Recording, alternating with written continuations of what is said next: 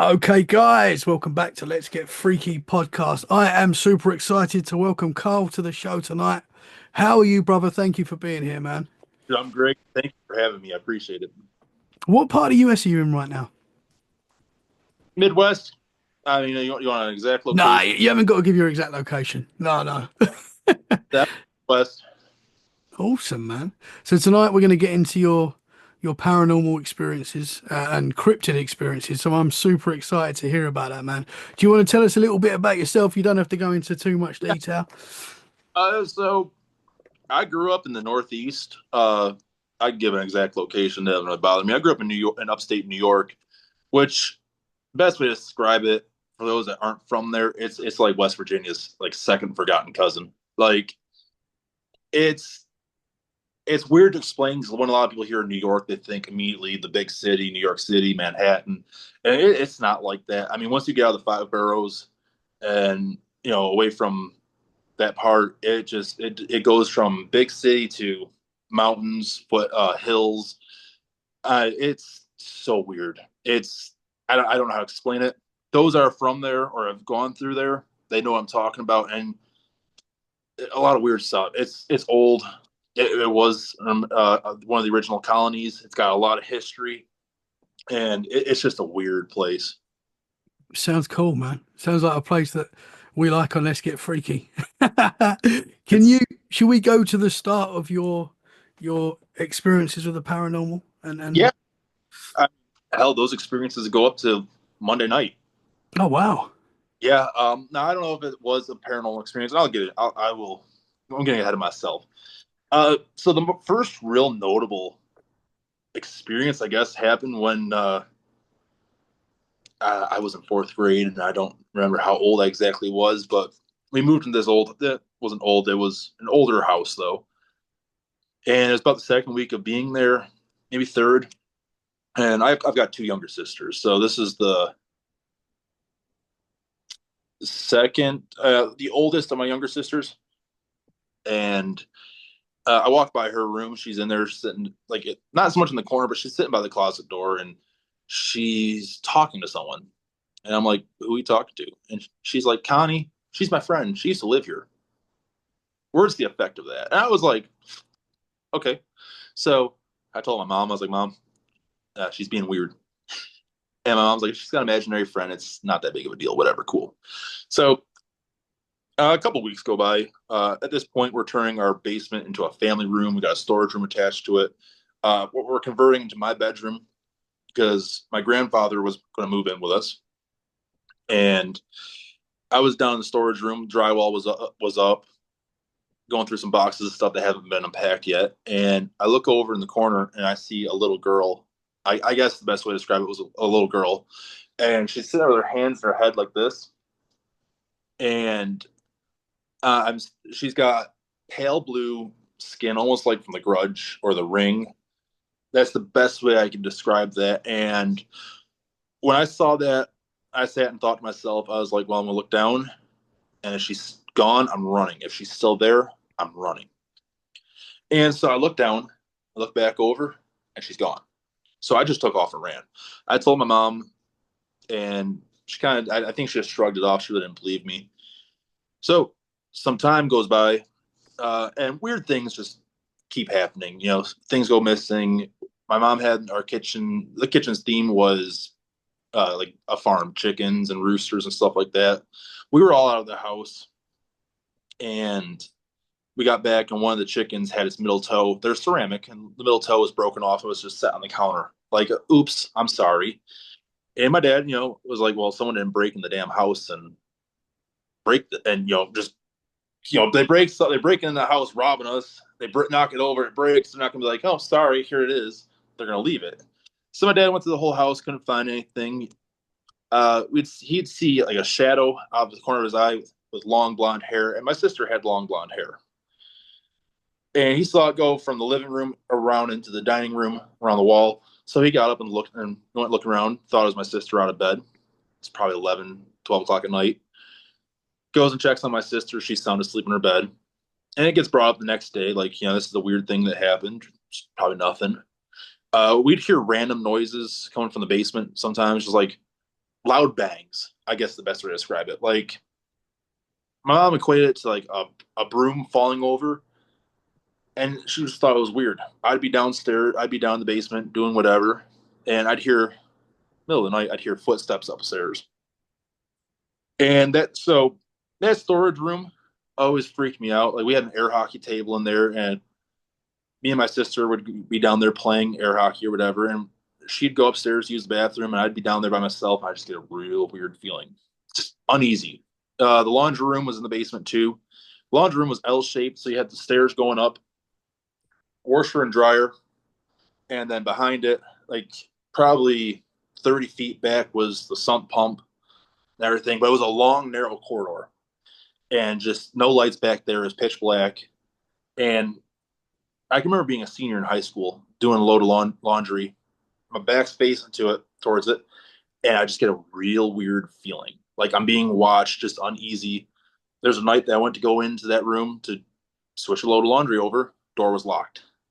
Go upstairs, and it was locked from the inside. No key, nothing. It was one of those locks that had the whole hole. You have to put like a something straight in for it to pop the lock on the other side.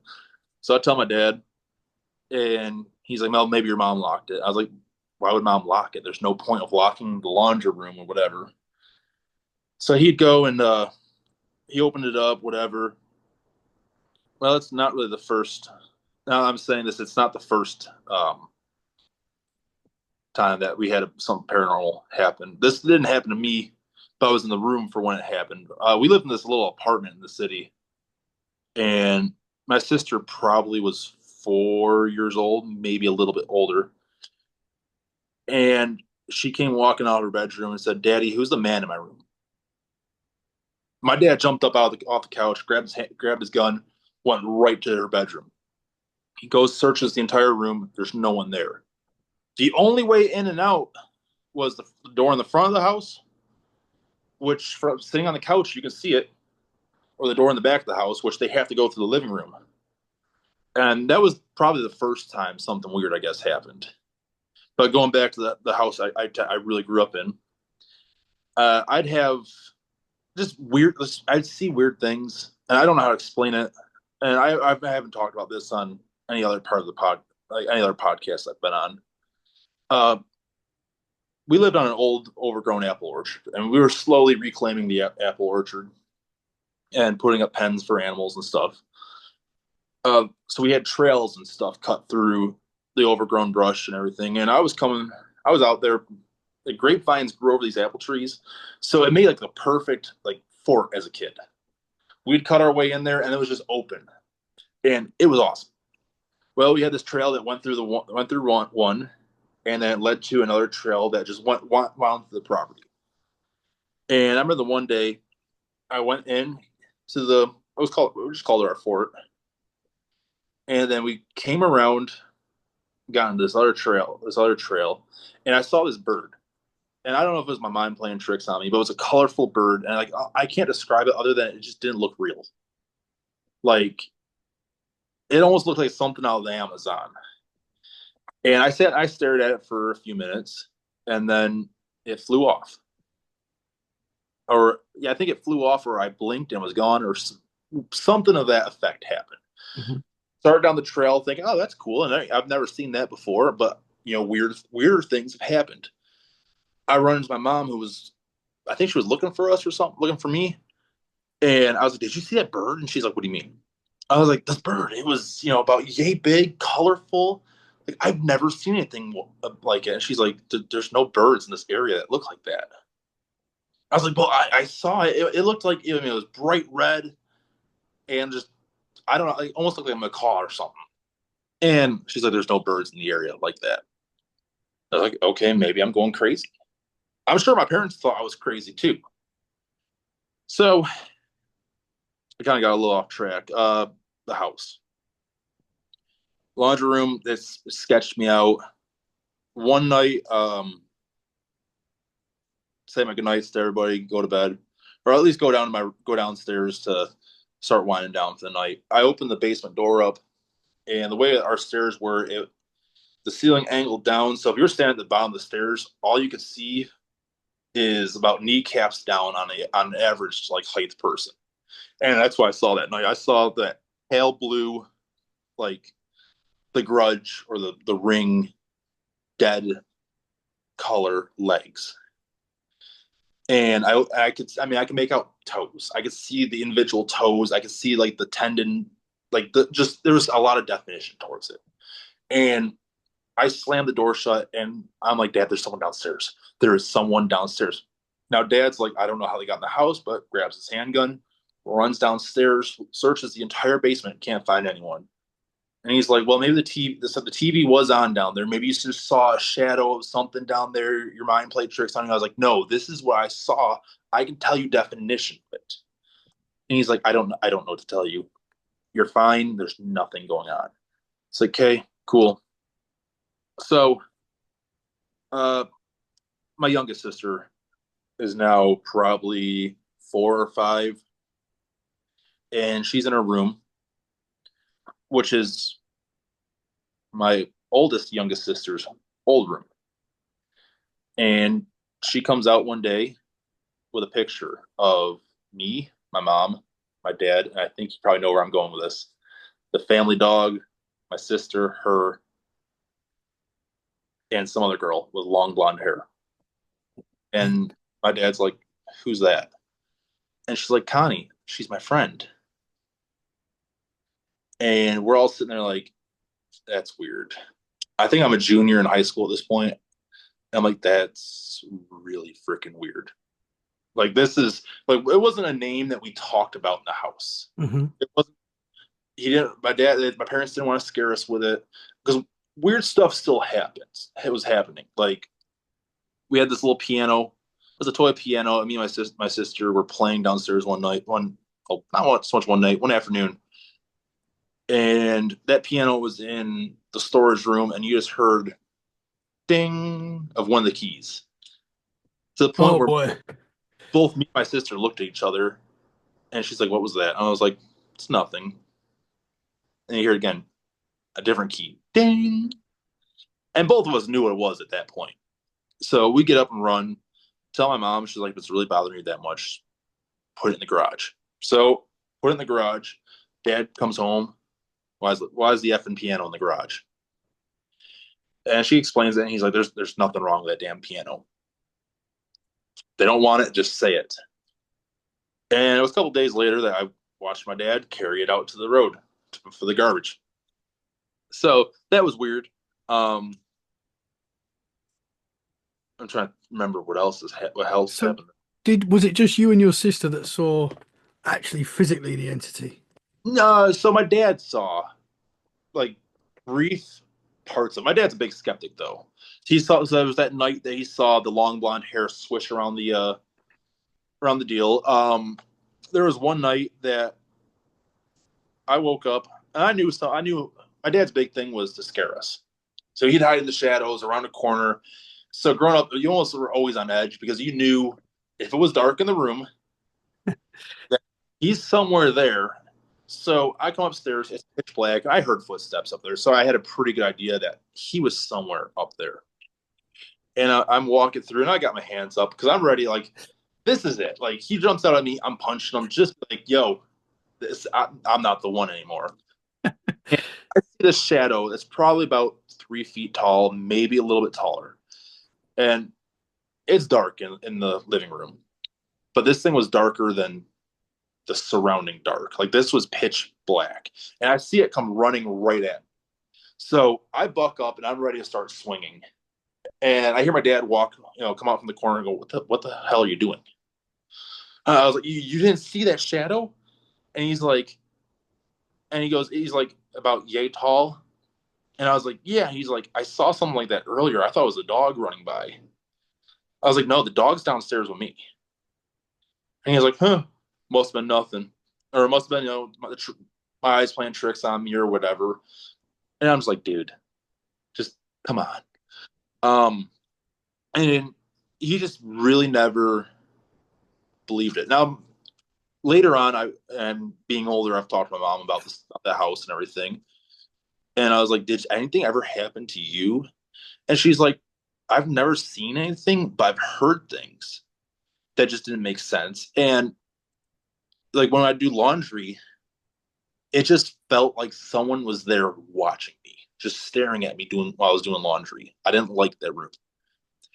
There was one day I was homesick in school, and my parents were in town.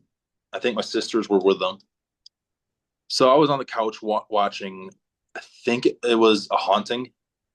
I was at a show on the Discovery Channel, and they're ladies telling her story, and I hear, which to me it sounded like it was on the other side of the house. I hear Kyle, and I froze. I paused because this was the big thing back in the day. You were able to pause the TV, paused it, rewound it, and I mean, I probably went back 5, 10 minutes, watched it through another 5, 10 minutes back, just listening to see if I could hear it. Maybe it was just a part of the episode. Could never find it. Could never hear it. It freaked me out. Now, don't know what it was. Maybe I was just hearing things. I mean, I have no explanation for it. So that's let's see what else happened in that house. I mean, I watched a shadow one night, well, one afternoon. Me and this girl I was dating in high school, we were downstairs watching TV, and out of the corner of my eye, I see a shadow just, and it's a basement. Like they have those little windows, just let light in, whatever. This wasn't like it was someone walking by. I mean, this was torso up on the wall, and it was smaller than our shadows being cast by the sun. So in my head, it makes sense that it was closer to us. If that tracks somehow. And we both looked at each other and we're like, let's get out of here. Not dealing with that.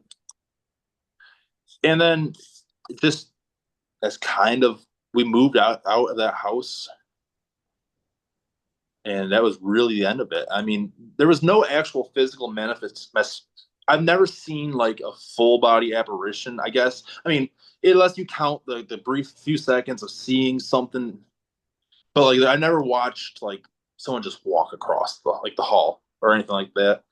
And part of me for the longest time just chalked it up to being young and just maybe my mind was playing tricks on me until about a few months ago. I was sitting around with my sister talking to her one night, and I was like, "Do you remember Connie?" And she's like, "Yeah." I was like, "Can you describe what she looks like?" Or I go, "Did you ever see her?" She goes, "Yeah, I've seen her a lot." And I was like, "What did she look like?" And she goes, "Well, she looked like the girl from the Grudge or the Ring." And I was like, "Did she have blonde hair?" And my sister's like, "Yeah." Now I haven't asked my youngest sister yet about this, and I really want to just get her side of it because she drew the picture, and I want to see what she says. And I think I got into a conversation with my dad about it. My dad's like, "You guys are just young, just imagining things." And I was like, "All three of us have the same experience. Have seen the same girl. How is it that we're just making this up?" And it went into a whole tirade, but that was the first. Wow, man. That's like the first bit of paranormal that I've ever. Yeah. Well, it's a lot, man. And I mean, I can totally relate to what you were saying because some of the stuff you were explaining there, I've experienced in the house that I'm in now. Like Oh, the, hearing names and seeing shadows. And yeah, I can completely relate to that. And also, I grew up in a haunted house where I did see an entity, a figure of a man in my room. I say a figure, he was like as solid as we are now. He was there. And it's probably why I'm doing this show because I know there's more going on. Whatever it is, I don't know what it is, but I know there's definitely more going on. I wasn't dreaming that night. I saw something. And just remembered one thing, and that so one night the girl I was dating in high school, my best friend at the time, and me were all on like a FaceTime call. It might have been Skype or Uvu or whatever the popular app was at the time. But we are just hanging out, talking, just bullshitting. That's what we do best is we talk. And I was like, hey, I gotta pee. So I went upstairs. They're still in my ear. Walked to the living room. No one's up. And I heard my buddy say something, but I had him turned down, so I really didn't think anything of it. Get back to my room, and my buddy's like, "What'd your dad say to you?" I was like, "What do you mean?" He goes, "Your dad said something to you." I said, "No, there's no one awake." He goes, "Someone was trying to get your attention as you were walking by." I was like, "What was it?" Like, it sounded like a man's voice saying, "Hey, Kyle," and I was like, "Huh, that's weird." Now, I guess there's a little bit more to this house. I ran into the new owners of the house some years ago. I was in the neighborhood, drove by, saw a car in the driveway. They were remodeling or something like that. So I pulled in, and I was just started a conversation like, "Hey, I used to live here. Uh, can I see what you guys done with the place? This is the house I grew up in. X Y Z." And we're walking to the house, and I was like, "You ever get a weird feeling in here?" I was like, I don't want to sound crazy, dude, but have you ever had a weird feeling?" He's like, "Yeah, I have that pink room, which was both my sister's rooms." I was like, he's like, "That pink room just it freaks me out. There's something about it that just is weird." And I was like, that makes sense. And I told him the story, and he's like, "And that laundry room, dude, there's something about it. We were working on the plumbing down there, and it just felt like all of us were being watched by something." I was like, "Do you have lights on?" He's like, "Dude, the whole thing was lit up down there." And I was like, "Yeah, I've always had that feeling." I was like, "There's something weird in this house, and I'm glad that I'm not the only ones ever experienced it, or my sisters aren't the only ones ever experienced it." Hmm. That's interesting. Uh, I'd love to go back to my old house and talk to the people that live there, just to see if they experience similar stuff that we used to experience. I I think this stuff happens everywhere. If I believe if you're into the paranormal, it looks back and you're going to notice this sort of stuff everywhere. Like I believe every house to an extent could be haunted or have entities. I think it's among us, whatever that is. so one of the weird things is when we walked back in that house and we came up to my sister's room, I wasn't scared. It wasn't like a random thing that happened and it's like, oh, it scares you. I got that uneasy feeling. I was like, I don't like this. Like all the internal alarms were just going off saying, don't get out of here, just leave. And yeah, the person that was with me, it was like, I didn't like that. I didn't like that room. I didn't like the rooms we were in. Something about it was off. I was like, hey, that's it's good to know. Yeah. Uh, That entity that you saw when you was 4 and you saw the girl and you got a brief look at her, was that like a solid form or was it sort of like see-through or how did it look? yeah, it was solid to the point where I could see her hair, and it looked wet. If that makes sense. It looked wet. I mean, um, later on in life, I became an EMT. I went to school to become an EMT, and I learned like the different like cyanosis is a condition when you're deprived of oxygen, and that's what it's the best way to describe her skin. It had a cyanosis blue. It was pale. It was pale and what's like just devoid of life. If that makes sense. It looked dead. Like I don't know how else to describe it. I mean, I guess the ring really did a good job at describing or for a visual depiction. Hmm. And when I saw the legs, it was the same thing. It was that pale blue skin where I can make out like the individual toes, and they were from where I was, they looked solid. Interesting, man. Did you look into like the history of the house? And I know because I we didn't really look into the history of our old houses, so I know people don't always do that. But did you know if So, there was any?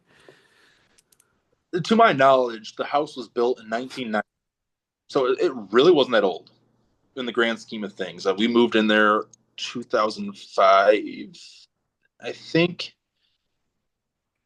But I mean, with the trees and how big they were, I mean, that property was older, and like when we were clearing the land, trying to reclaim it for agricultural uses, uh, we did a controlled burn on part of the property, and we'd find a lot of weird stuff like children's toys and stuff.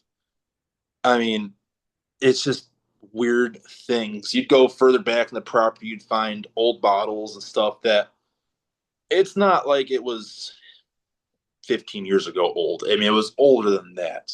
So my bus driver, and I would talk to him, and he would tell me that to pray, and that he would pray for my family and everything. Hey, Mr. Bob, you were a savior for my childhood. Yeah, Mr. Bob. Like, and I asked him, I was like, was there ever a house there before? And he's like, I think there was a house there that burnt down, but I'm not entirely sure. And even to this day, I can never figure it out. Like, most of the records, we never did a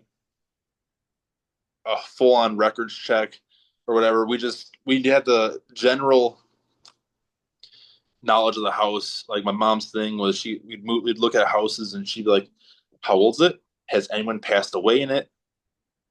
And it was, and no one passed away in that house. And it was just, yeah, I mean, Hmm. what it was.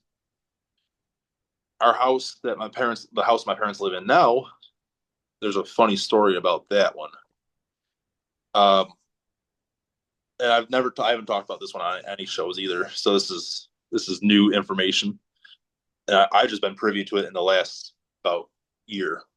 So, not to get a little depressing, but my dad's got Lou Gehrig's disease, and my parents did a whole records check on they got the deed to the house, which was from like 1860 or whatever. They have the paper trail of everyone that's owned the house, what the house is used for.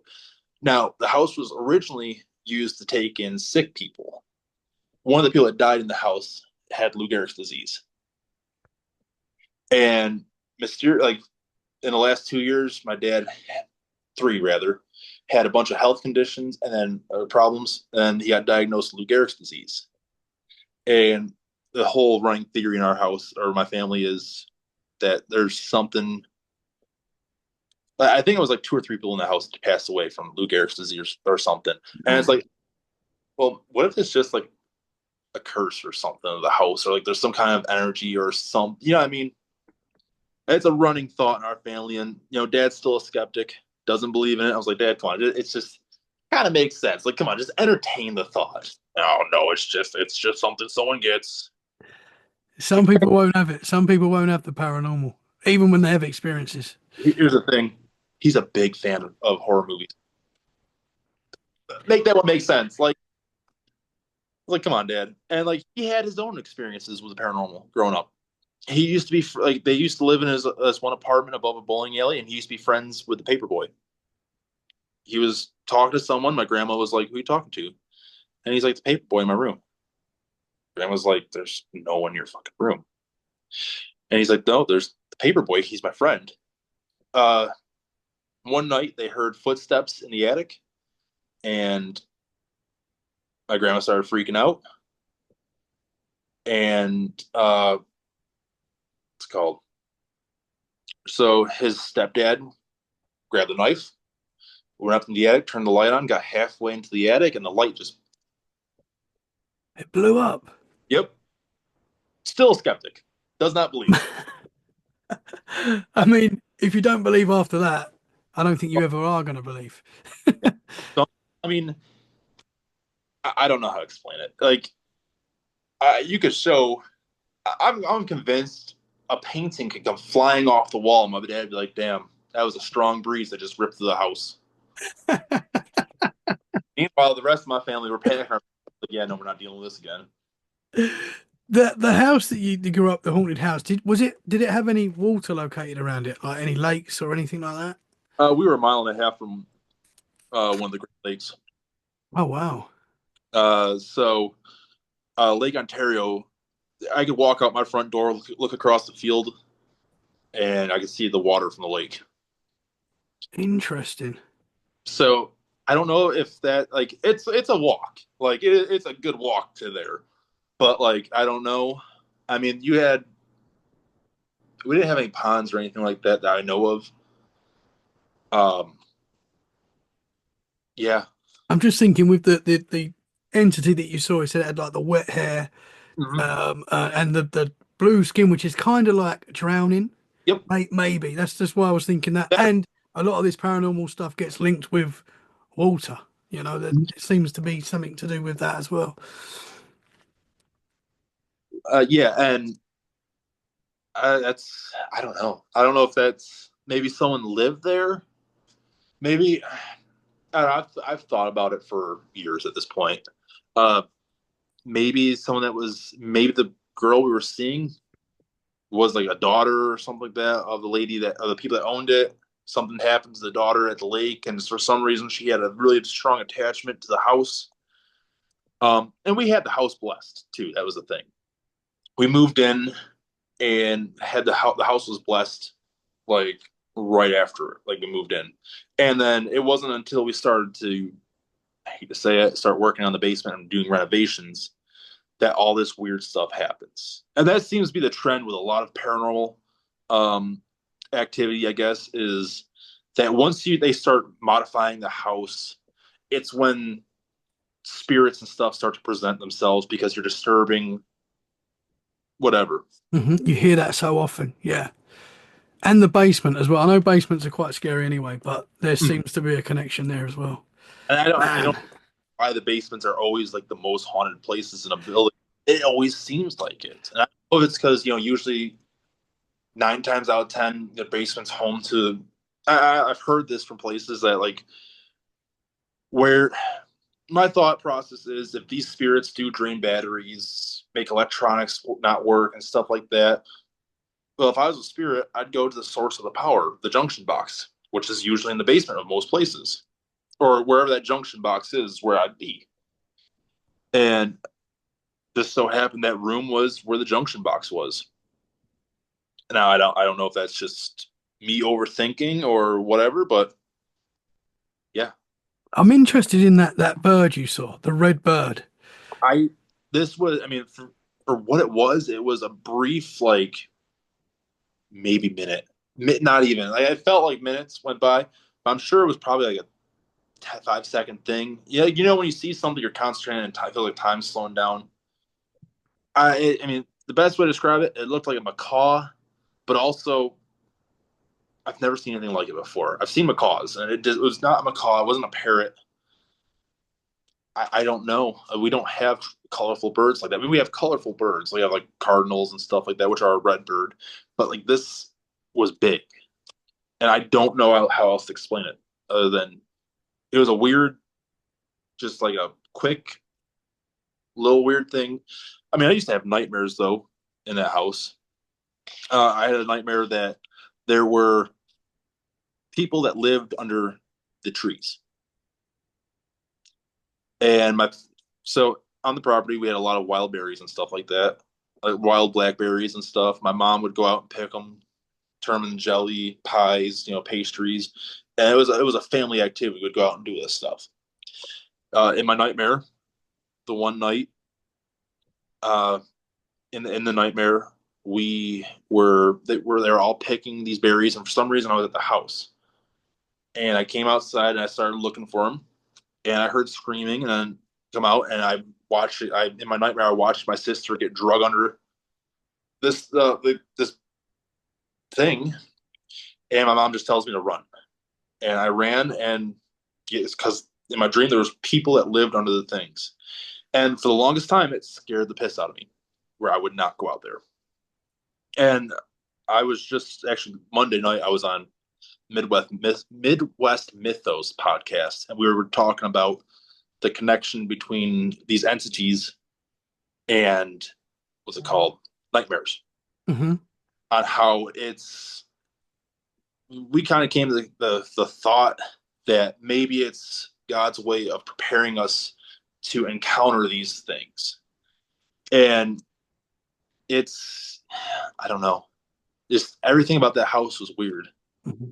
So you I would say it's like the whole area. So like the Yeah, whole surrounding area, which you do get. it was like there was something connected to the whole property, in my opinion. Um, I just never like after that stuff started happening, I did not like to be out in our forts and stuff. I didn't like doing it alone. I wouldn't like to be out there at night.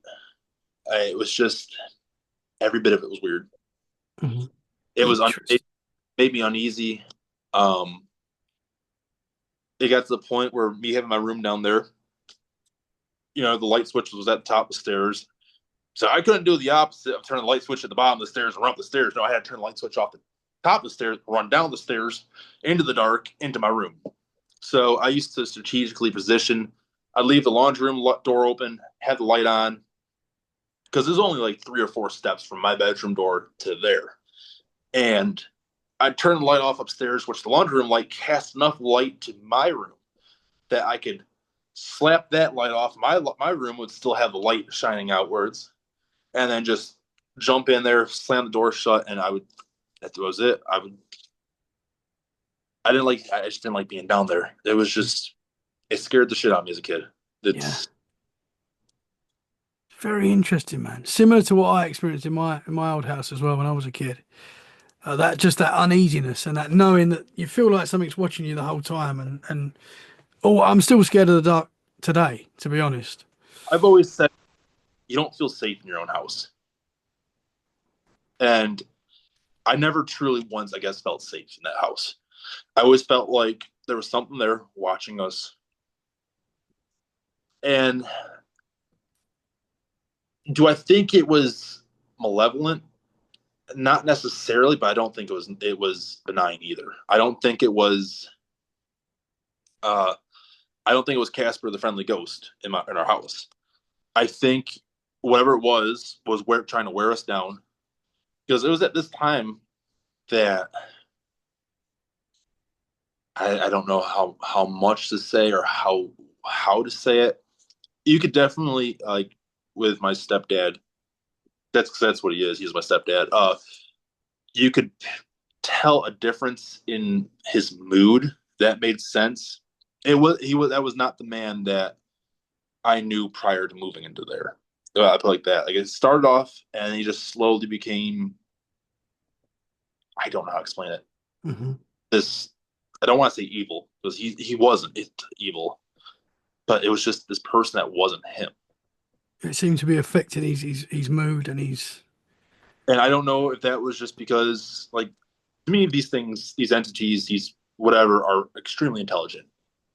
Uh, I think that these things have been here for since the beginning of time. They've watched humanity grow. They've watched humanity fall. They know how we tick. They know how to get under our skin. They know how to affect us. And I don't know if this was just something, chipping at us, piece by piece, trying to wear us down to just get under our skin and just to get in control with us or whatever. Hmm. I don't really have words for it. Yeah. This might be a weird question, but it's just come into my mind now. 'Cause I don't know what these spirits are. I don't know what they are. I know there's something there. But Mhm. do you think they're possibly like another form of life that we don't understand? They're like living in another Dimension. dimension, realm, whatever it I is. think now I'll relate this to like Skinwalker Ranch. Uh, I think they are a different. I don't want to say. I think they are a life form. I think they're hyper intelligent life forms that we just don't understand. Or I mean, part of me says that there is no good spirit out there. There is no friendly Casper the Ghost, or you know, like you'll see these TikToks and stuff of, oh, this ghost is in my house, and you watch a couple or like this couple go across the screen like that, and they're like, oh, it's so cute. There's one account that comes to mind, and it's the one where, quote unquote, their house is haunted by an old lady. I don't know if you ever seen that one.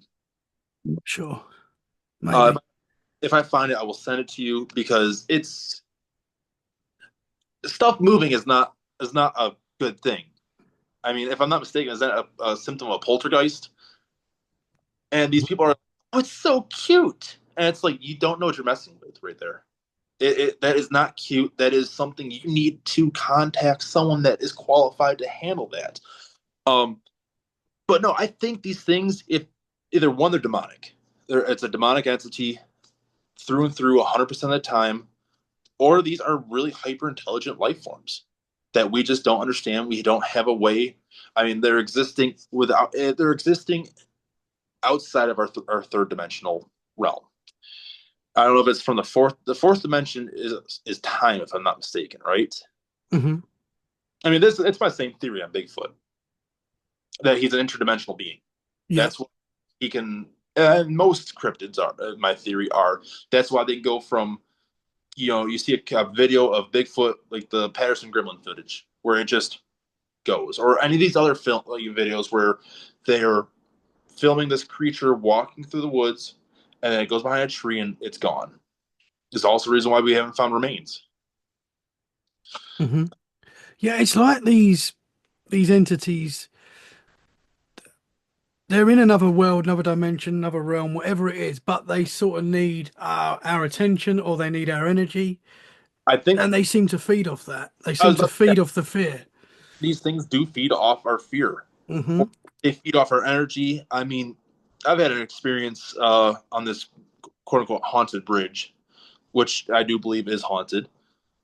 Uh, I was like 21 at the time, and I sat there and I was kind of acting like Dean from Supernatural, just being my cocky self. And I was like, show yourself, make yourself known, use my energy to manifest yourself, do something. And it was probably right after that, I felt like I got hit by a freight train.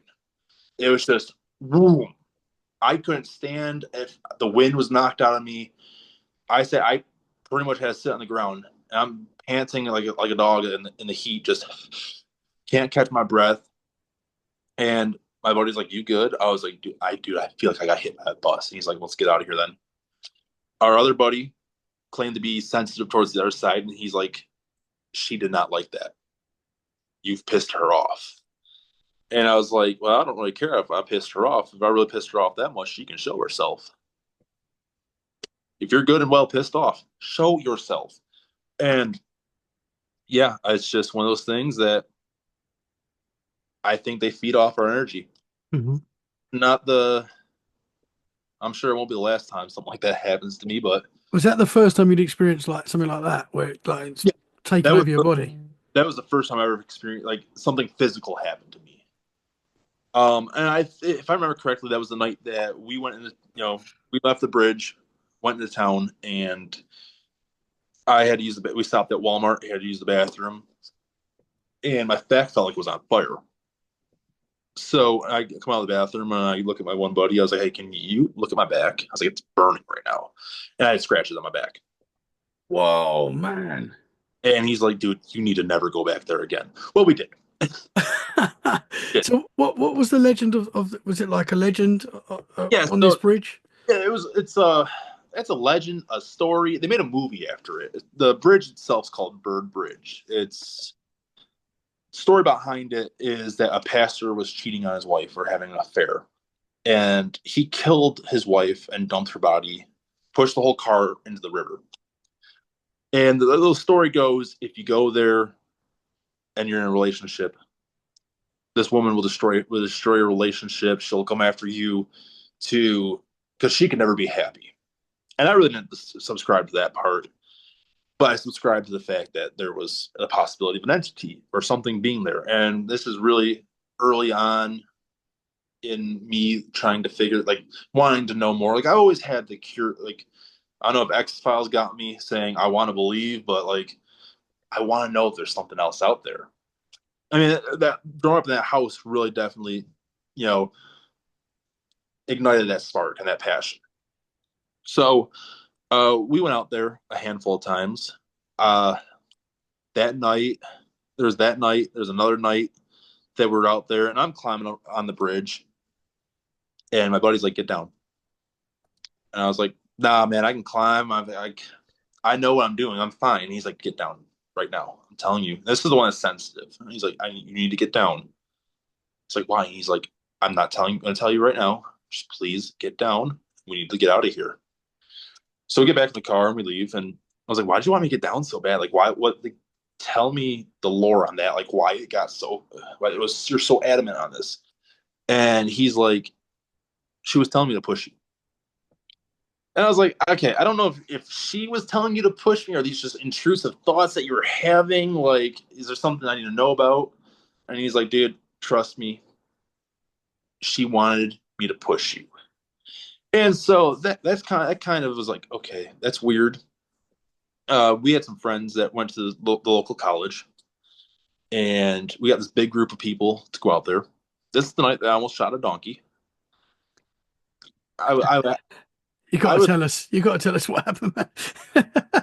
so we go out. So it's the big group of us. We go out to this bridge, and already that night, one of the girls in the group, she walked across the bridge, and her rosary broke. Her rosary broke midway across the bridge, and her group, like her main friends, were like, "Yeah, nope, done, not doing this." So they leave, and I'm like, "Damn, they can't hang." And it's a group of me. It's me, my buddy, and a group of other people.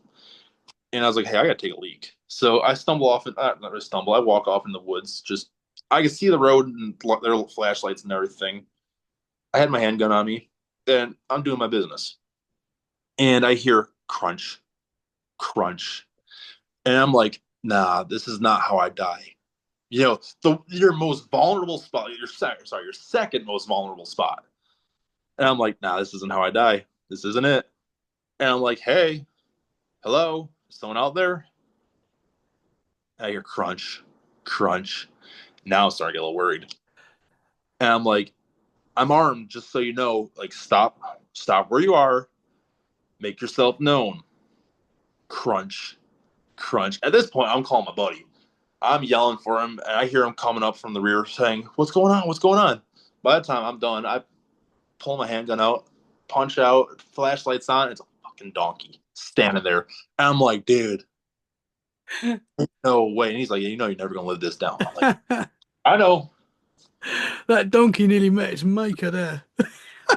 I don't want to shoot someone's donkey, man. I ain't gonna shoot one either. But that bridge, just there's something about it. It was weird. Just I don't. We were there another time. Uh, Group of our friends, they didn't want to get out of the car, so me and my buddy walked across the bridge. We get a phone call. You need to come to the car right now. Why? I mean, we can see the car. It's dark, but you can still see the car. There's someone knocking on the window. All right, so we take off running. Get up to the car, no one's there. At this point, everyone's shooken up. So hop in the car, take off, look behind us, or they look in the rearview mirror, and we hear, "What's that?" Look out the back window. You can see a light following us down the road. We hit the main road off the dirt road. Light's gone. Stops. I'm like, well, that was a weird experience. It's I really wish at the time I was smarter and was recording all this stuff because like that would be some really good footage and Yeah. like undeniable. Like, yeah, there is something weird, and that's really all I want is just the answers of what's going on. What did you think that was that was following you? I haven't a clue. I don't know.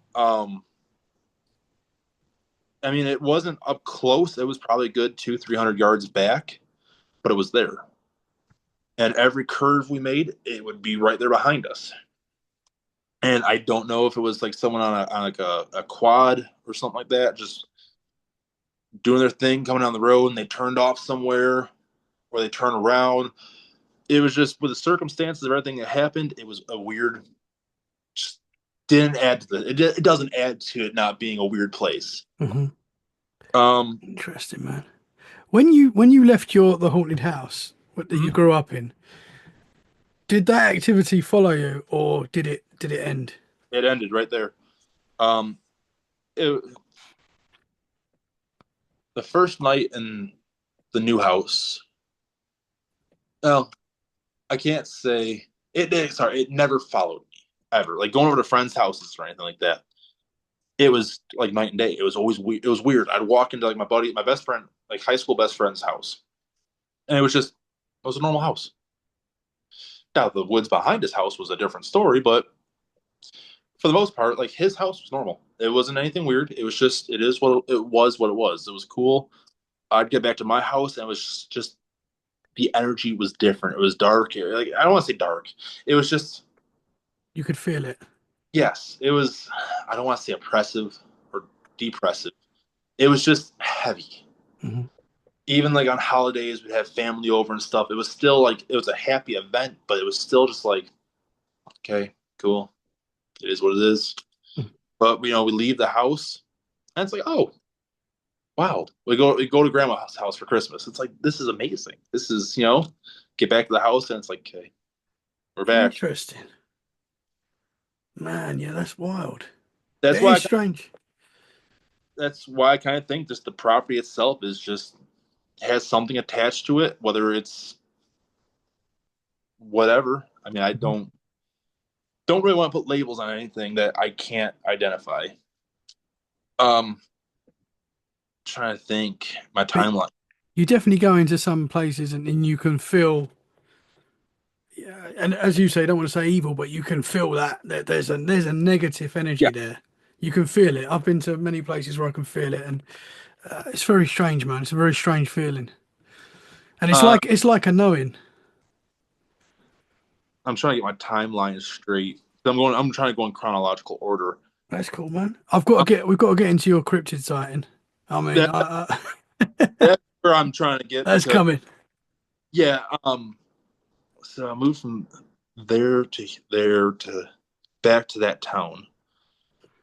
That's when I moved back to that town in like 2019. Yeah, I think it was 2019. That's when I moved back there. Um, Is that back to where the haunted house was? the same town. I didn't go back to the house. Me and my buddy, we decided that his family's got a cabin down in on the Pennsylvania and New York border. It's in the mountains. Oh I, wow. I'm pretty sure it's part of the Appalachians. That whole area is considered. I think it's considered Appalachia. Um, yeah. So that's the same. It's about the same time that me and my buddy took his dad's truck to the cemetery in that town, and we it's quote unquote haunted. Some of the legends are you go there at night, turn your headlights off, turn them back on, and you'll see someone hanging from a tree. Uh, never experienced that. What we did experience though was this turn the truck off, went to go turn it back on, truck wouldn't start. It just went click, click, click, click. And I'm like, well, that's a starter. So he calls his dad reluctantly because it is his truck and was like, hey, broke the truck, whatever. Where are you? Woodchuck Alley, which was the road the cemetery was on. And got why are you there?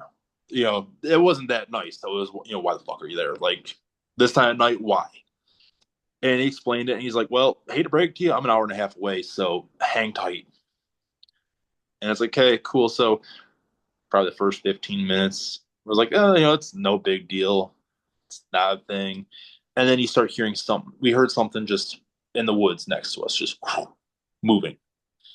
And we thought we'd see something out of a corner of our eye or hear something on the other side of the truck. And my buddy's like, nah, not doing this. At one point, we thought we saw headlights approaching us, and we're like, cool. This is either going to be a cop or someone else, but at least they can help us out. I mean, yeah, we're going to explain why we're here or whatever. Not the point. Well, the headlights would just disappear. The lights would just disappear. So it got to a point where I'm underneath the truck with a hammer tapping on the starter, trying to get it to start. This is a brand new truck, by the way. I'm beating the piss out of the starter. It's not turning over. It's not doing nothing. Finally, my buddy's dad shows up. We tow the truck back to my buddy's house. His dad gets in it, starts the truck, goes to start the truck, starts right up. We're like, yep, that's probably the last time we're going there. So this is the same time. A couple of weeks later, my buddy was like, hey, do you want to go to the cabin? I was like, yeah, dude, I'd love, like, we're long overdue for a trip let's do it. So we load up the truck. I mean, we are in bear country at this place, so we was it? We grab I grab my rifle. He grabs his shotgun. Grab our gear. Um, Load the truck up. We take off. Now we got a little late start, and we made some wrong turns. We didn't roll into the cabin until about 2:30 in the morning. 2:30, maybe 3. It was early morning though, and what's it called? Pull in, and it was like me at first. It was like, oh, this is awesome, right? My boy's like, do you want to make camp in the cabin? You want to set up in the cabin, or do you just want to, call it a night and sleep in the truck? And then first light, we go and get the cabin rock and rolling. I was like, well, I'm not gonna try to fumble around in the dark. Flashlights only do so much. Let's just call it a night in the truck. Sunrise is only like 4 or 5 hours away. We can tough it out. So we he passes out. I'm awake. I'm scrolling through my phone, either on Facebook or Vine with what limited service I had. And service was going in and out. We're a mile and a half up a mountain. So I hear on the passenger side window a tap, like almost like something was thrown at it to get my attention. And I stopped and I was like, it's probably the truck settling. The truck's got to be settling. So go back to what I was doing. I hear it again. I was like, well, trucks do make weird noises when they cool down, like every vehicle does. It happens again. So I'm like, I wake my buddy up. I was like, hey, there's something going on. And he's like, dude, there's nothing going on. So um, it finally happens again. And we look at each other and he's like, dude, what the fuck was that? I'm like, I don't know. I can't tell you. And he's like, maybe the truck's settling. Well, it happens again. So we get out and we're like, hey, if there's someone messing, we say this whole speech. If there's someone messing with us, we are armed. We will defend ourselves. We feel threatened. Like, make yourself known. This is private property. Make yourself known and leave. So we, I think if I remember correctly, we heard something just, yeah, we heard something that sounded bipedal, just, yes. So we heard walking when we got out. We said this whole spiel, and it stopped. And at the end of the speech, I told my buddy, I was like, hey, fire around about 5 feet in front of us into the dirt. So he posts up, boom. Didn't hear anything after that. And I was like, well, hopefully whatever it was got scared off, whether it was a bear, a critter, a person, what have you. That was enough that it was ran off and it's gone. So we get back to the truck, and I can't remember what happened. Oh, I think we went to go put tiki torches out. We had them in the truck. Our thought process was it should illuminate the wood like around us so we could see. It did the opposite. We could see where the fire on the torches was, and nothing past that. And we got done lighting them, and I was like, "Damn, it feels like we put the candle on the dinner table." And he's like, "Yeah, I kind of got that feeling too." And somewhere along the line, we're like, let's just leave. We had that weird gut feeling, so we left. We get to the main road, and my buddy's like, we look at each other and we're like, why are we running? We have guns. We know how to shoot. We know how to defend ourselves. Like, we're not getting ran off from our spot. So we go back up there, pull in, and my buddy's like, do you want to just take shifts sleeping? Like, I get 3 hours and you stay awake for 3 hours, and vice versa. And I was like, yeah, you could take first sleep though. I'm not trying to stay awake. So I'm not trying to sleep rather. So that happens. And we probably got about 20 minutes into him sleeping. Excuse me. And what's it called? He wakes up and screaming, they're here, they're gonna get us, we need to leave. Now, I don't know who they were, and I don't know why they're trying to get us, but that's enough information for me that we should leave. So once again, back out, hit the main road, look at each other like, why are we running? Spin the truck around, go back up the mountain. Somewhere along there, all the tiki torches went out, just one by one, just thump, thump, thump, thump, done. Which was weird, but it was the last time of us going up that trail. My buddy's like, there's some stuff in the lean-to by the cabin where it had some stuff my buddy's dad wanted. That was one of the whole things of us going down there was to grab this stuff. I don't remember what it was, but my buddy's like, let's just grab it now in case this happens again. If this happens again, we're not coming back. I was like, okay, sounds like a plan. So I was like, let me get your shotgun. You take my rifle. If it's a bear, if it's some kind of big predator, which we don't have many of in New York or Pennsylvania. We have a mountain lion and maybe a black bear. That's it. There's grizzly bears aren't there. Wolves aren't there. You have foxes and coyotes, and they're not going to attack a human. Maybe in a pack form, in a form they will, but it's really unlikely. But so I grabbed a shotgun. He pulls up. Headlights are facing the structure, and I start pushing my way towards the structure. I get about halfway between. I could see the structure, and I definitely know I can see my buddy's face. But I'm at this halfway point. I hear this loud howl, growl, scream, roar combination. Like I can't recreate the noise. I know what it sounded like. I cannot recreate it, but I froze. And I remember I look back at my buddy and he just yells, run. So I take off. He's got the truck pretty much damn near spun around at the time. I'm up and over the bed rail, going down this trail, weapons up, and I'm thinking to myself, this is how every horror movie starts. Like, this is it. I'm going to see something come running out by the headlights, and this is it. It's going to take me out of the bed or whatever. Finally, we hit the main road. I hop in the truck, unload the gun, and we're both sitting there. He's like, "You fucking heard that, right?" I was like, "Yeah." What did it sound like? He described it to me what it sounded like. I described it to him what I heard. We came to the conclusion we both heard the same thing. So we get into town. We're both dead tired at this time. Like the adrenaline dump hit. We're fixing the crash. Pull into a gas station parking lot, and we both passed out. Sun's up now. It's like 6:30 in the morning, 7, and we're both trying to recount the night. Both come to the conclusion we're hungry. We need to eat something. So we start heading back towards the cabin because we want to know what we encountered, and pull into this little diner,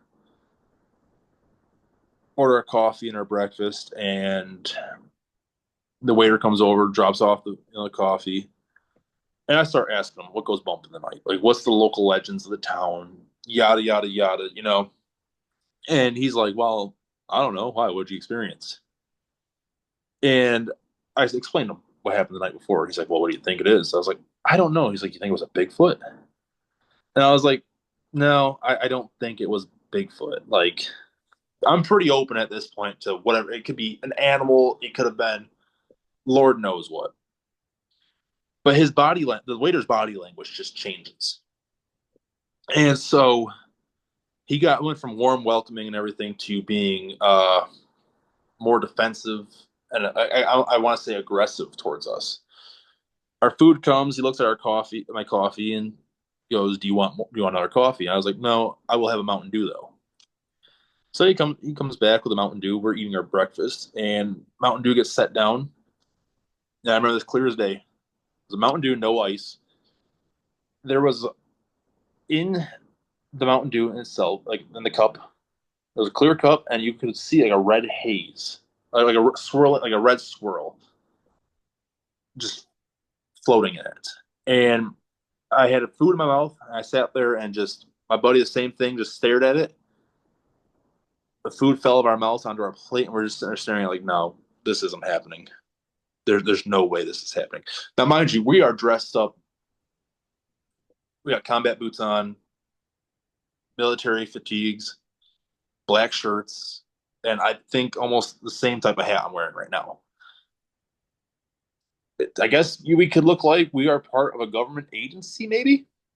You know, just trying to investigate. Whatever. And so that all happened.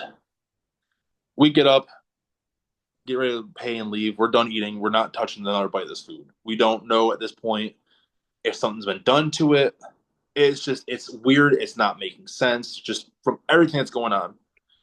So apparently we found the only diner in America that doesn't take card in 2019. Like it's cash only, and we love cash only places. I love those places. It's that small town feel, but not the time for it, right? So we pull our debit cards out and go to pay, and the guy's like, "It's cash only, man." So yeah, y'all got an ATM here we can just use, and it's like, "No, we ain't got an ATM. There's one in town about 5 miles." I was like, "Cool." So we went through our wallets and everything. We found like $16 and change. Total was like 22 something. So like, can we give you this and run to the ATM and come back and finish? Just make it good. No, but well, yeah, but one of you guys have to stay here, leave your phone or your wallet. And it's like, well, I'm not doing either of those things, and he's not doing either of those things. So we're gonna figure this out. Like, we're not gonna go and risk charges over $6, $8, maybe. But okay, so we argued back and forth. Finally, this old timer stands up, slaps down a $20 bill, and looks at us and says, "Go on and get out. Go on and get out of here." Yes, sir. Thank you. Appreciate it. You have yourself a really good day. So we're walking back out to the truck, and we're like, "That just happened. Like, are we imagining this? Like, are we still asleep? Like, we're having this, you know, that conversation you have with yourself. Like, there's no way." So we get to the truck, and we're like, "Well, we're already this far. The trail to the cabin is about a mile and a half or so down this road, maybe 2 miles. Let's just go hike around, see if we can find anything that could have caused that noise last night. Like, if it's a bear, we'll see bear tracks, we'll see scat, we'll see whatever." And so we go up the cabin, pull in middle of the day, like middle of the morning, and it's a complete different vibe. It's just warm and welcoming and all this shit. So uh, we hiked around the immediate perimeter, uh, probably about 100, 200 yards or so. Couldn't find nothing. Couldn't find anything that would have made a sign, like would have made this noise, any sign of it, whatever. And we hiked, the power line trails and all these different things. Sun started going down. We're like, well, we can dig in tonight and make, just make the best of this trip, or we could leave. And we opted to leave because we don't know what we didn't know what we were up against. We talked to one of our buddies that was, he was a Marine Corps Force Recon guy. So he's like, dude, just dig in, whatever. If I was closer, I'd be there with you guys, whatever. But unless you guys actually know what you're going up against, you might want to leave. It's totally up to you. If I was you, I'd dig in, and if you have to, fight. But I can't tell you what to do. The best thing for you guys is probably to leave. And we're like, yeah, we're leaving. So we take off, and that was the end of it, of that saga, up until about how long ago was it? Whenever I was on the day after I was on Drewski's podcast, Mhm. I reached out to my buddy. I was like, "Hey, have you ever been back?" And he's like, "Yeah, I've been back a handful of times." The first time he was back, he found like stripped cigarettes around the cabin, so the filter's taken out, so it's just as minimal of the trail as possible. And he's like, "You know who does that?" And I was like, "Who?" And he's like, "Special forces." So they're not to be seen or whatever. I don't know his reasoning behind it was, but I was like, okay, cool. And then like, I knew about that one. The one I didn't know about was he went back with some friends, and I don't have the text pulled up, but how'd it go? They hiked around the cabin again, and he says that whatever it is, he thinks there's a family or a group of them living there. And I asked him, like, what makes you think this? And he's like, well, when we were hiking around, we found I can't remember if it was like the glow of fire or the remnants of a fire. And I think it was the glow of fire about a half mile to the right of the cabin. So it had been going up the mountain some more. And he goes, we heard talking, but it didn't sound human. It was maybe it was a language that he didn't understand or something. Don't know. Weird as hell though. Which, I mean, knowing what I know about and the stories I've heard about Skinwalker Ranch, sounds like what they experienced when they heard these things talking in tongues above them. Now, I don't know what started the fire. Me and Riley from the Midwest Mythos podcast kind of think maybe it was a cult or something that lives there that's summoned this entity or this creature or whatever. Or it's are you familiar with Aiden Mattis, I'm not too sure. the Lore Lodge podcast? I am terrible with names though, but Big TikToker is one of my buddies. I've told him this story, and the only thing he had to say was, "Those fuckers are feeding it." Mhm.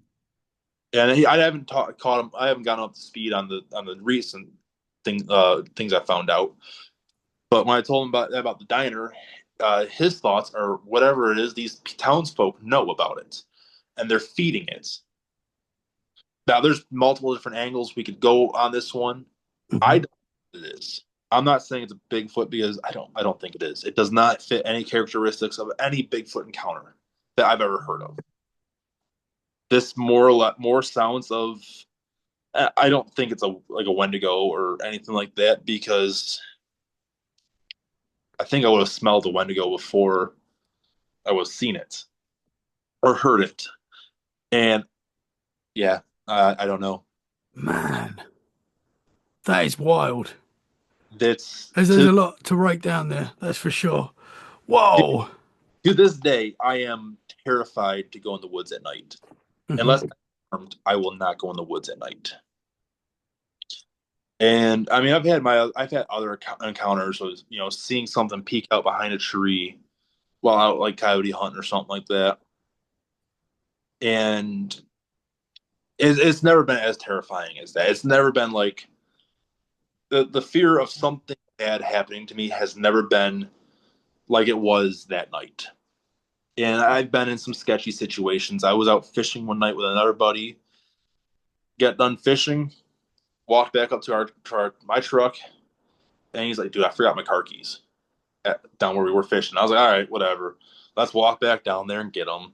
I didn't want to go back in there, but yeah, it was two of us. So walked down this trail to the log we were fishing at, and we are probably about 5 feet from the log, and you just hear this.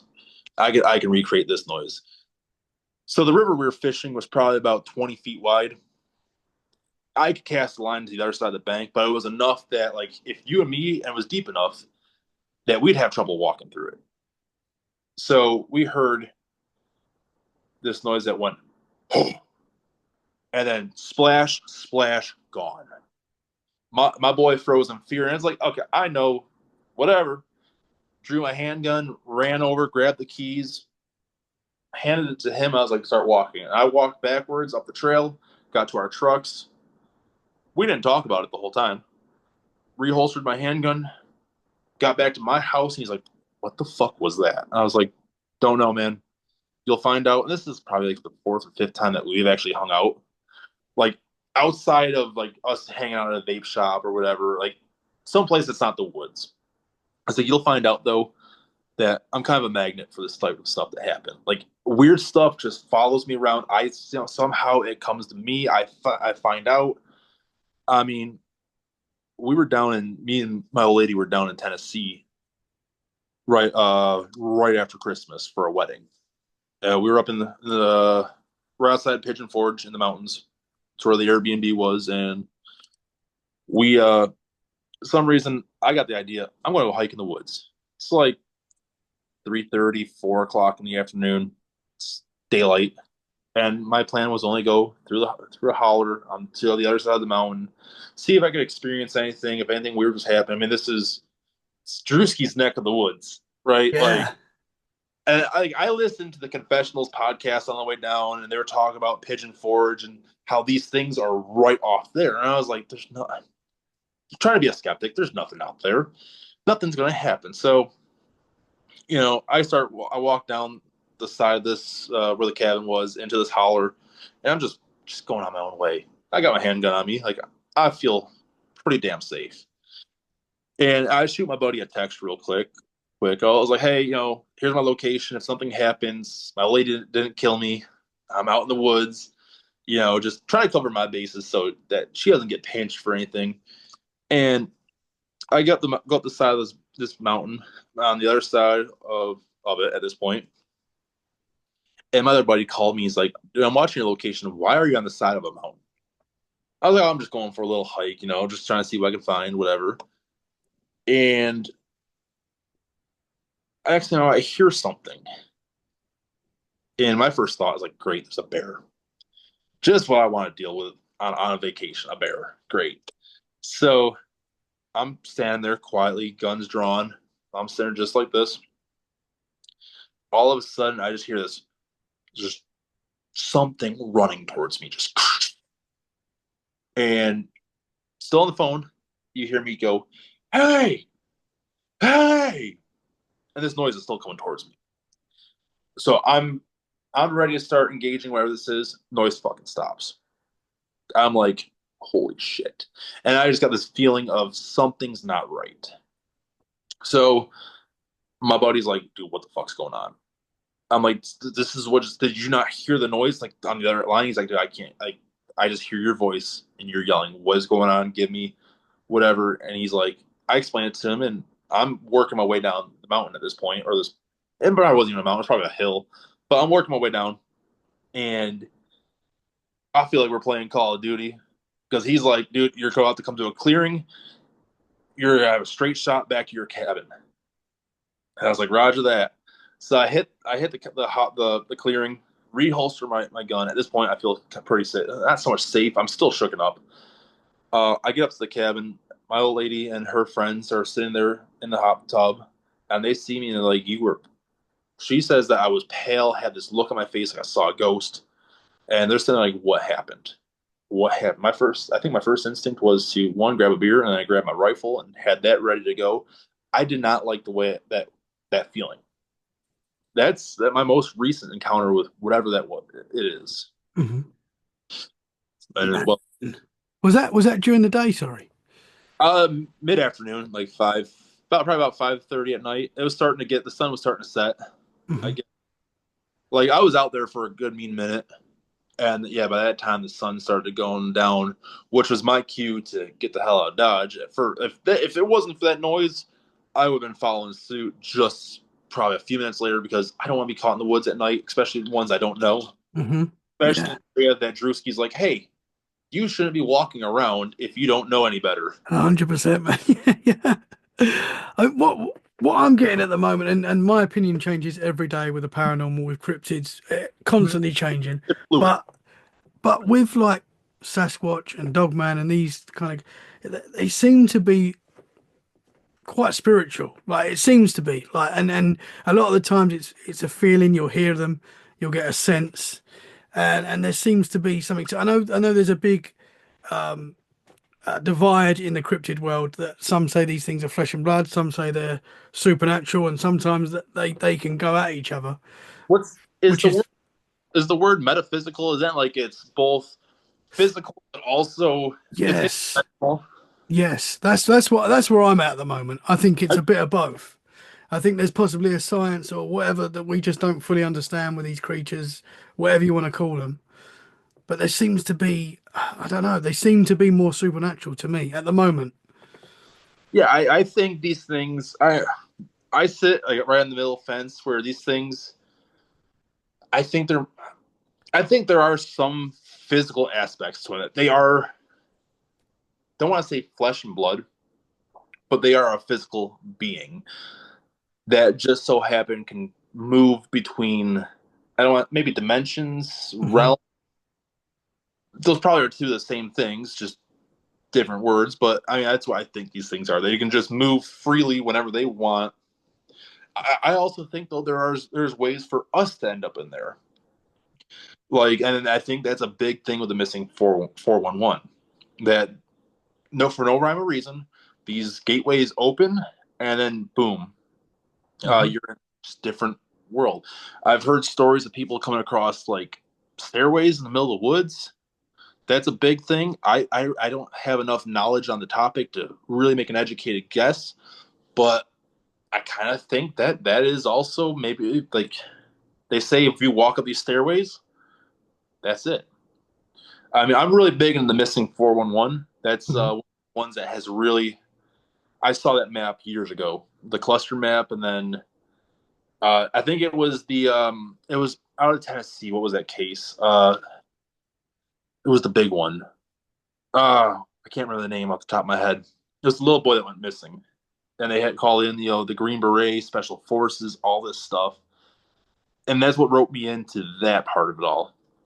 And then David Paulides, making his documentaries and all his books, really got me into it. And it's kind of how like I met, not somewhat met my old lady, but it was kind of one of those first things that she's like, I think the dating profile said something along the lines about tell me about your conspiracy theory or something. Where's the effect of that? Wow, that's cool. And I was like, hey, for this one. She's the one. Oh, I got her into the missing 411, and now she is. We both we'll sit there and we'll come up with theories on this. Like she just sent me two TikToks today about I think it's something about conspiracy theories and maybe birds weren't real or something like that. I don't know. There's, her conspiracy theories, birds aren't real and Helen Keller wasn't real. I love that. I have to get her on the podcast, man. Babe, come out here real quick. Come on, a Helen Keller rant. Yeah, man. But yeah, like Yeah, I do think that you're right though that we could possibly that these things know how to open these portals, whatever they are, and they can move in and out freely. And sometimes people may get caught in that, whatever these things are. It's very obviously we don't know, but people go missing without a trace. Sometimes they're skilled hunters and they'll go missing, and that's quite strange, really, because these guys there's are out all the time. I know that can happen. Things there's do one happen, mistakes there's happen. there's one case that happened in upstate New York. Lily Pond Road up in the Adirondack Mountains. It was a 70 some odd year old Vietnam veteran who was a former Green Beret. So this is a guy you'd expect. Like he taught the hunter safety courses, taught the wilderness survival classes, all this stuff. He just went missing one day without a trace. They never found his rifle, any article of clothing. Um, and David Paulides covers it in the missing 411, The Hunted. And the research, the search team says, they did a search. They'd had these strings. They'd tie off at one spot, walk for a certain distance, tie it off, and keep shifting down. And then they come this way. So these strings were interconnecting. And one of the part of the people on the search team said that if it looked like a giant spider web in this woods. Never found the guy. He is still missing, and it's just it's one of those things that for no rhyme or reason these people go missing. It doesn't matter whether, like you're saying, skilled hunters go missing, little children go missing. And if they're recovered, they'll find these little kids miles away from where they were last seen, in like going up some of the craziest terrain. Like Les Stroud even tried to recreate the one of the things. He's like, dude, I don't know how this happened. Les Stroud even once talked about his Sasquatch encounter. He was in Alaska. I don't know if have you ever heard this one? Did he see one? Yes. He saw stuff Interesting. along the lines of he was building camp or he was in his canoe. I can't remember the specifics, but he looked up and saw this thing that probably stood about 8 feet tall, just staring at him, and then it just walked away. Interesting. And that I need story, to check that out. I'll try to find him talking about it, and it's when it's someone like Les Stroud, and I don't want to say that he's more credible than anyone else that sees this stuff, but it's someone that has Hmm. to lose. Yeah, If he's got no reason to say it if he didn't see it. Yeah. yeah, like he's got something that's like people look up to him, and he says the wrong thing, people are going to change his opinion on him. He's going to lose, you know, support or whatever. Where I say it, someone's going to be like, man, he's fucking crazy. Like, yeah, probably. That's Well, still crazy. We're all crazy, brother.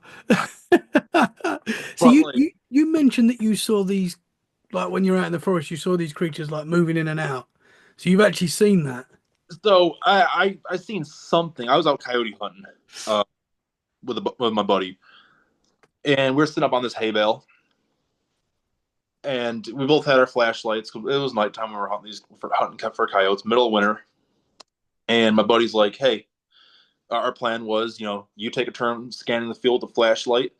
I take a turn scanning the field with the flashlight. So it was my turn scanning the field with the flashlight. So I'm going across the hedgerow, and I get to this one big oak tree. My buddy's like, "Stop!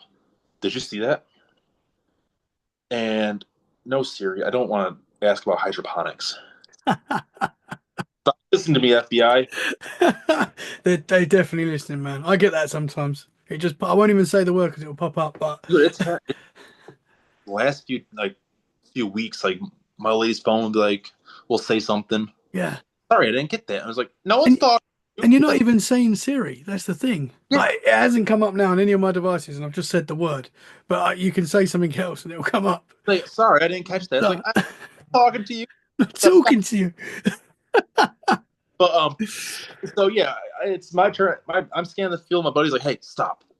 I was like, "What's up?" He's like, "Go back to that tree." So I scanned back to the tree, and there's nothing there. I was like, "What'd you see?"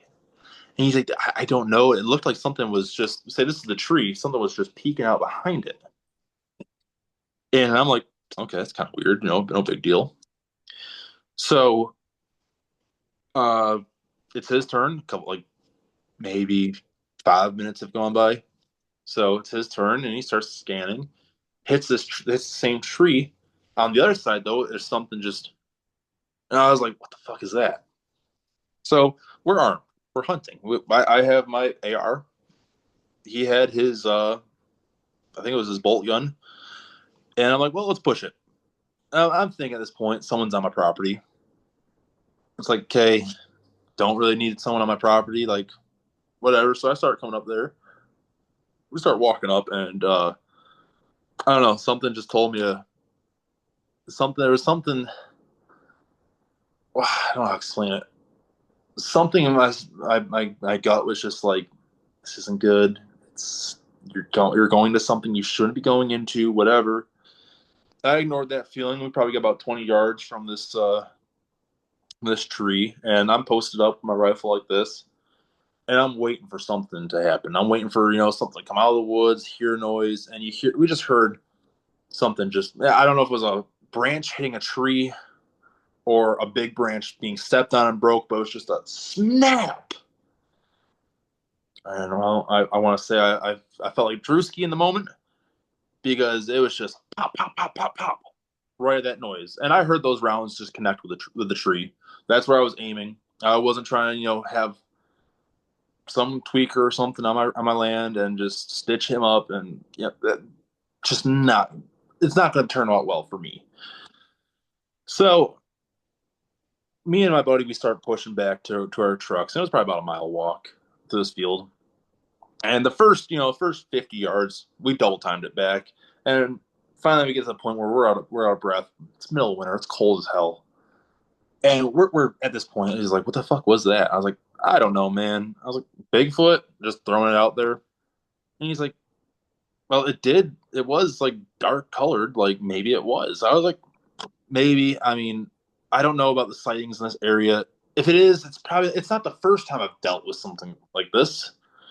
You know, and that led into me telling the story about what happened at the cabin. So the whole time we're walking back, and he's like, "Dude, what'd you hear? What'd you do if you heard, thud, thud, thud, thud, thud, just running up behind us?" And I'd tell you, I was like, "Dude, I'd snap up and just start dumping a mag in it. Like, hey, sorry." And he's like, "Yeah, you know what? Since we've almost fallen on ice like 3 times, he'd probably fucking hit ice and do a backflip and just land on himself." It turned that terrifying moment into the funniest thing in the world. And yeah, that's that one. Man, interesting. So you possibly seen a Sasquatch? I possibly have. So I went and I looked at the BFRO. They had this the part of the website. I think it's the BFRO where you can report a Sasquatch sighting, and it shows like the ones that they deemed credible as shows their sightings. And I was looking at where I was, and it was probably 4 or 5 years before that incident. Someone saw one about 3 or 4 miles. There's a possible sighting in because where I used to live. There's a it's they call it the Niagara Gorge, and because it goes from being pretty flat to you have like a cliff face that's about 100 feet 200 feet up. They saw something that matched the description of Sasquatch running through that gorge or that area. The Royalton Ravine, I think, is what it's called, if I'm not mistaken. But I was like, well, that is pretty damn close to where I was or I live, so maybe it was something of the such. Interesting, man. Wow, brother. Going back to the cabin because I'm super. There's so much there. I, Obviously, you've got the weird activity in the calf where possibly this dude was trying to poison you. It seems whatever that red liquid was, that you don't get that in Mountain Dew. You know, I don't think that's a thing. maybe it was So that everyone's telling us it's bad, but yeah. That's wild, and to think that because you do have crazy places, even here in the UK, you've got crazy little towns that are sort of um, away from normality, basically. You know, they're like whether they're like little cults or whatever, but very strange places that are kind of secretive, and you know, a traveler will go in there and it's like, are you local? Are you from here? And it's that weird vibe. You get that in a lot of places everywhere. And it seems like you're in one of those places. Like you walk into the bar and everyone turns around. Like, who's this? You're not from here. like it happened. It's like no, that was definitely after that vibe. After I told that story to the guy, that was definitely the vibe that I got. It was like you don't belong here. You need to leave. And especially that old timer standing up and just saying, go on and get. I will. Mm. I will take that any day of the week as yes, sir. I'm going to go. I never went back. Never been back to that place. I'd love to go back. I'm actually trying to get to go back to the cabin. I've talked to my buddies about it. They don't want to join in on this trip. My one buddy that I experienced this with does. I'm just gonna call him Frost. That's what we call each other. That was his gamer tag for the longest time. So I'm not saying his name. Frost always like he's definitely down to go back for research and op, whatever you want to call it. It's one of those things where I think I need more people. I need people that I can trust for this because I don't want to come face to face with whatever this thing is if it's still there. I mean, him having this encounter in the last few years makes me think that whatever it is still there. Um, I want to go back. I want to try to experience this again. Not so much experience it. I want to get to the bottom of it. I want to, yeah. I want to know that I'm not crazy. It's unfortunately that it's about 16 hours for me now, so it's kind of a logistical nightmare trying to get the time. Because it's not like it was. When I was living out there, it was a 3 hour drive. It's now I have to plan for time off from work, arrangements for our dogs and lodging and all this stuff. But I mean, I will make it back one of these days with better the whole intention of doing research, I guess. At the time, never once thought to record this stuff. And that's the thing. Like I'll see on the internet, a lot of people are like, well, they saw a Bigfoot. Why didn't they just pull their phone out and record? Because it's not going through your head at the moment. Your only instincts are fear and survival.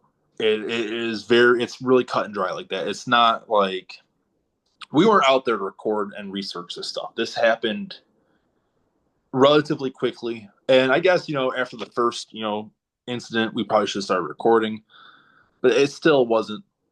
It wasn't in our heads that there was this creature out there. It was in our heads that there's a person out there messing with us. Whatever. now we know better. So now I can go back better prepared.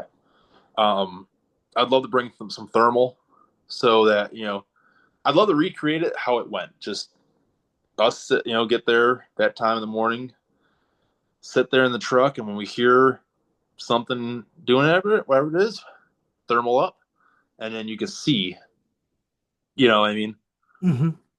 The scream that you heard that sounded like that you sounded like nothing you'd heard before. Is that correct? Is there anything close to it that you can put to it? Like, there's a lot I, of different Sasquatch sounds out there that we hear. so like I've heard the Sierra Camp sounds. Um, it's off the top of my head, it didn't sound like that. The only thing that I've actually ever heard that sounded remotely close to this, and I really don't know how to describe it. I don't know if it was what it was from. It was like from a video game, or it was a clip that was played on. I told this story at a party with some friends and friends of friends, and I told the story to this guy, and he's like, "Well, what's the chance of it being an elemental spirit?" And I was like, I don't even know what the hell that is. And he's like, well, think of a curse, like a Native American curse on the land to protect it from outsiders or whatever. And I was like, well, I don't know. I don't know what they sound like. And he found a clip of something that he said that it was, and it kind of sounded like that. It was just, Well, what happened there, man? I just heard something. I don't know if it was the dog like snoring or it sounded like it was on the other side of that wall in the garage. This isn't the first time that I've something's happened while on a podcast I that one. think I heard it as well. I think it came through. It'll be Yeah, interesting when I look back. it was like a quick just like something moved, slid. That's Okay, kind of strange. so Monday night when I was on Midwest Mythos, we were just talking about some random stuff, and I think it was about this time at night too. It was a little bit earlier, but besides the point, we're sitting there and me and Riley were talking, and just same place I'm sitting right now. In the right in front of me is a front window facing the road, and there's curtains on there. And I swear I saw a shadow walk like just right by, Well, and outside the house, or I was on the inside, just by the size of it. Like me and so after we got done recording, I turned my camera around and I was like, can you I don't remember what I said to Riley, but I was trying to explain it to him, and I was like, "Can you see my shadow?" And he's like, "Yeah, I can see your shadow." And the way it was just if the effect was, and I could see my shadow too. It was what I saw. It was probably about yeah. Let's see. I'm 6 foot. I'm 6'4", 6'5". So it was probably about right there on me, and like my shadow, even at the like in front of the couch was there, and like the sidewalk is probably a good 30, 40 feet from the house too. So it's not gonna be someone walking by and no cars went by. man, Really weird. man. Do you have paranormal activity in the house you're in now regularly, or? No. That was the one thing that actually me and my old lady were talking about with some friends. Um, Sunday night. Yes, it was Sunday. It was Sunday night. We had some friends over, and I was talking about my experiences and just the podcasts I've been on so far. Just plugging away, like, hey, listen to them. Even if you don't believe, just listen. They're good stories. And she's like, he's a magnet for this stuff. Then, thankfully, not the paranormal, but like this cryptid stuff and whatever. He's a magnet for something. Always has happened. Like he experiences it. And then Monday night I have to eat my own word. We have to eat my words and say, well, never have had this. Yeah, So that would be the second time I've experienced something, and I don't. It might have been the dog snoring. I mean, he's not snoring right now, and that's it. kind of strange though. Because I I, thought I heard something. Because I'll look back and I'll let you know. yeah, I would love. I want to. I can't wait to hear it when it's Yeah, like I don't know. weird, man. Hopefully it's come out on the I hope so. recording. I've never experienced anything in this house. I don't get a weird feeling. Like I can't say never experienced anything other than those two separate occasions.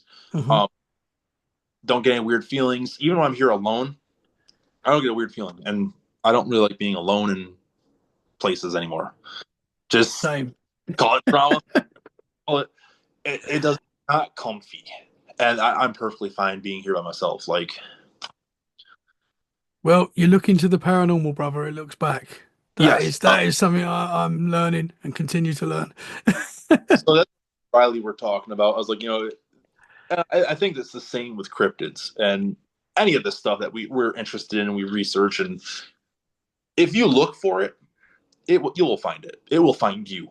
Um, I can't remember if it was Riley that said it or who said it, but it was if you. It's almost like turning a light on, like a flashlight on, or lighting a candle in a dark room. You're putting yourself out there, and you're sitting there saying, "Hey, I'm trying to find something. Come to me." And whatever it is, it sees that and it flocks to you because you're putting yourself out there. I think most people that just don't believe or whatever, why is it going to waste its energy on something that no one's going to be like, they're going to see the front door could open and so, like my dad, prime example, the front door could just open up and he'd be like, damn, that latch is broken. Like, it's not going to waste its energy on on him.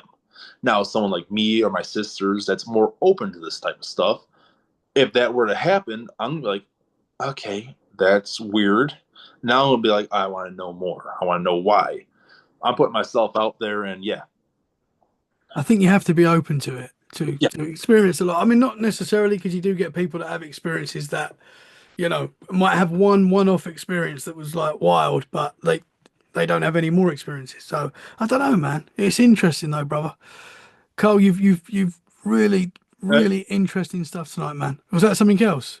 That was just the dog. Oh, Yeah, I'm on edge now. I'm on edge now, brother. the cat or something.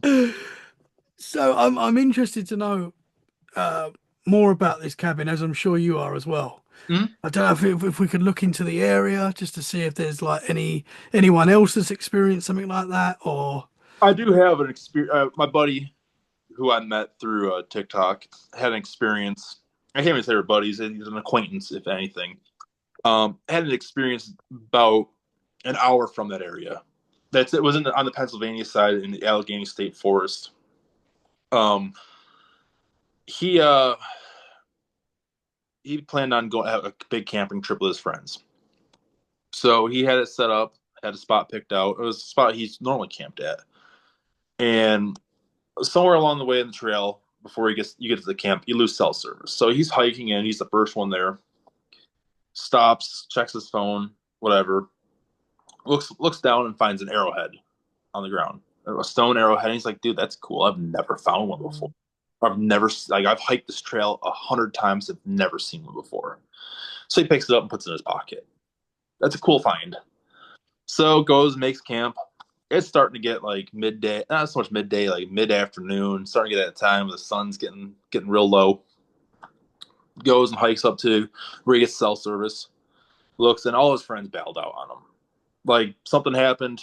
They all couldn't make it. So he's like, well, camp's already set up. I'll just stay here the night. There's no sense of tearing it down in the dark and whatever. So he gets back to camp. And from what he says, he got the smell of like it's rotten eggs, sulfur. He said natural gas. Well, natural gas in the wild does not have a smell. The rotten egg smell is what we put in it so that if you have a gas leak in your house, you know. So that's what he said he smelled. There's just this rotten smell. And that was weird. And he had this weird feeling that something was outside his camp watching him. He could hear something just moving. So he slept with his handgun on his chest the whole night.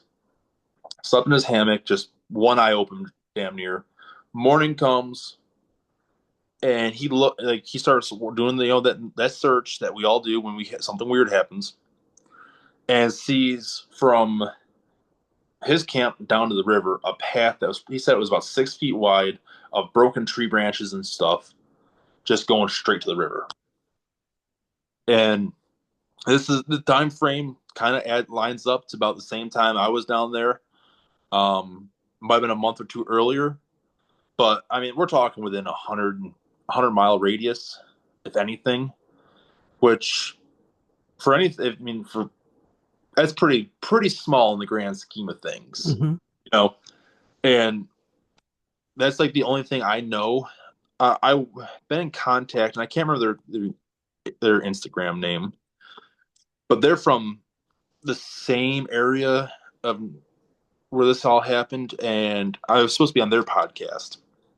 I had to get rescheduled for some family for some something going on with their family. I'm not going to speak too much on it because it's not my place. Um, and I'm dying to hear their story because they've had weird experiences. I've talked to I'm a diesel mechanic, so I've talked to just different truck drivers and stuff that have been in that area. I've gone to that area that live in that area. And I start the story like, "Where are you from?" And they're like, "Oh, this part of New York." I was like, "Oh, ever notice anything weird down there?" And it's that real weird like, why, what do you know, what have you experienced? And I'd tell my story or you know parts of my story, and they're like, "Well, them hills aren't right. There's something in them hills." I said, "What do you mean?" The guy was like, "Well, I'd ride quads. You just hear things off in the distance, or you'd hear things, that just weren't normal. They weren't human sounding. I don't know what it is, but it's been like that since growing up. It's how it still is. I mean, it's Appalachia. It's just weird. It's just a part of life out there. You talk to anyone from that area, it is what it is. It's a normal day to day thing, Yeah. and it's weird to me. Even growing up in that area, it's still weird to me. I remember being we lived relatively close to that area. Like I was real young. My uncle had a house, which was an old stagecoach stop. The house was weird to begin with. They had a small horse stable barn where they put the horses that pulled the stagecoaches and everything, the wagons. And there was a hunting camp up on the side of that mountain there too. And I used to play out in those woods all the time, with the only rule of being back before it got dark. And the one night I lost track of time, like just having fun. I noticed it started getting dark, so I was moving. And right before I mean, sun was going down. I was walking down the trail just trying to get back to the house. My uncle and my cousins came riding up on some quads, telling me that we needed to get back to the house. Got back on the quads and took off. And if I remember correctly, there was something that I heard that spooked me out of the cabin. That's the reason why I noticed it was getting dark. It was just a quick little something, and I mean I was probably 5 years old, maybe six, seven or so. Whoa. I was second or third grade. Yeah, no, younger, a little bit younger than that, second grade, because we moved out of that town in the middle of my third grade year, and then we moved out of there to the house I really grew up in my fourth grade year. So, yeah, I was pretty young, and I don't remember much of it. I just remember bits and pieces of that. Hmm. But I remember that being the thing. Hear something? No, you didn't. Be home before it gets dark. Don't go out at night unless one of us is with you. And yeah, just like Man. always, it's just weird. Yeah. Weird, but we love it. I want. Brother, man, we're coming to the 2 hour mark. Yeah. So it's been super interesting, man. Have you got any other experiences that stand out that you want to share? Or it Yeah. sounds like you're going to have a lot more to come, that's for sure. Yeah. So this time last year, maybe about a week or two ago. That last year though. Uh, so I was working on a ranch down in southwestern Kansas, and uh, we were working on this fence. We were trying to put cattle in this one area in this pasture. Had a fence that split in the pasture in half that went through us they call it a canyon. It's not like a big canyon, but it's pretty steep going down, probably about 30, 40 feet. It's an old, I think it was an old riverbed. It was really sandy. That's what I remember of it. But we're in this canyon working on this fence, and side by sides behind me. My fencing pliers were in the side by side. So I turned around just like this to go grab my fencing pliers, and I saw something on my corner of my eye just dart from tree to tree to tree to tree. And it was at the same time that I noticed that there was no birds making any noise, no insects making any, it was dead silent. You could hear a pin drop. And so my handgun on my right hip, I stopped, had my hand on it, just had that feeling of some that wasn't natural, that wasn't normal. The cowboy I was working with, our day hand, was like, "What's going on?" And I was like, "You hear that, right?" And he's like, "Yeah, it's peaceful, it's quiet." I was like, "No, that's not normal." And he's like, "No, it's peaceful, it's quiet." I was like, "That means there's a bigger predator than us here. There's an apex predator. Everything's shut up. It's a bad thing. It's never quiet in the woods. Even at nighttime, it's never quiet. And if it is, get the hell out of Dodge."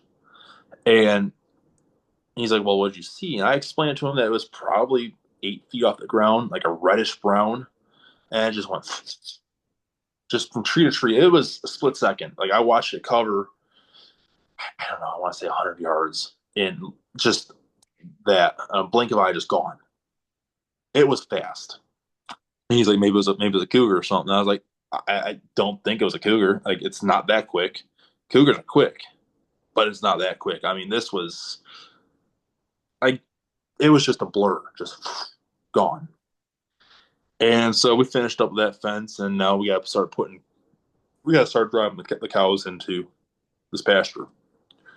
So we're trying to herd them all in there, and I mean they're finding any weak spot on a fence to spill out, and it's fresh grass. It's fresh green grass. Like they should be more than happy to get into this stuff. Didn't want nothing of it. They didn't want anything part of that. They didn't want anything in that pasture. So we finally got them in there, and sometime in the middle of the night they broke out. Got out, whatever. So we're riding through that pasture the next morning, and we found a calf that was just mutilated, like shredded, just torn to pieces. Yeah, I have a picture of it somewhere on my phone. Like it's just. I've seen coyotes attack calves, but both of us looking at it, we're like, that wasn't a coyote. Like there is nothing left of this thing. Like it is like picked clean. I've got a picture of a calf that was in an adjacent pasture to that has a big chunk just ripped out of its hind quarter. Calf was still alive. It was getting along pretty fine. I took a picture of it and I was like, that's wild. Like I've never seen that. Like you'd think it was a coyote or a predator that it would have just been it for it. Hmm. Somehow it got away or whatever. So it's something you can't miss. A calf just missing a piece of its hind quarter, if it's back leg rather. And so come back on horseback, and we're riding through trying to find this calf, and we're just working our way through, and this calf's gone. And we ride through the whole entire pasture. We split up, and I'm like, well, if it's a coyote, if a coyote got it or some other predator got it, it has to be here somewhere. We couldn't find it. It was gone. I don't know what caused it. We had a string of, I'm trying to think of how to say this. We had a string of cows uh, just die off randomly on that ranch. What, and Uh, we disappear or? we found them all. It was weird. Like we did a pretty good job at like making sure there was nothing. Cows are really smart. They won't eat something that's poisonous towards them, and they shouldn't actually. I mean, they will, but it's not like they're just eating everything that they see. They're selective on what they'll eat. Like you can have two of the same grasses, and they'll select the grass that they like more than the other grass before they eat that grass. So I was riding through this pasture, and I looked over and I saw a dead cow. And I was like, "Oh, that's great, whatever." So I didn't think anything of it. It's not uncommon just to have a cow just give up and die or just die. It's not out of the ordinary. Well, one cow turned into two cows, it turned into three cows, it turned into four cows, it turned into like five or six cows. And I was like, holy shit, that's not normal. And it was all in this like same area. And the first thought was because there was deer hunters there and they would feed the deer corn during the spring and summer to keep them around the area. And my first thought was, well, if they got into corn, they could have had, they could have gotten acidosis, which just causes them to bloat or whatever. But like discussing it with our cowboy, it was like, well, that's not the case because there's enough roughage out there that would circumvent that problem. So we kept going on. Like maybe they had a nitrate toxicity from a grass that was just too old or too mature or something like that. And it's like, well, they'd all be showing signs of it. It wouldn't just be a select few. Uh, then we had some about 6-month-old calves. I was riding through another pasture.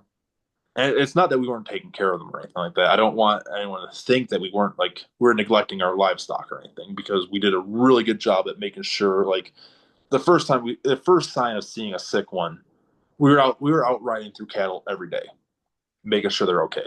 And I was kind of hesitant to tell the story because it can get misconstrued and everything that it's just neglect, and it wasn't. Uh, I mean, I'm talking like these cows were fine 1 minute, or like then we'd ride through about twice a day, or we'd drive through them in like the feed trucks or whatever twice a day. We'd bring them all in with feed, check them out, make sure none of them are getting sick or whatever. And that night, I drove through them. There's nothing showing any signs of being sick. Next morning, I'm riding through them, and it's like, oh, there's a handful of dead calves. And have they been like mutilated as well? No, just just dead, just done. I don't know what would cause this, and everything else is healthy. It's not like it's a viral outbreak. Or it was a viral outbreak of something or whatever. Hmm. I have no explanation for it. Just weird shit would happen at that ranch.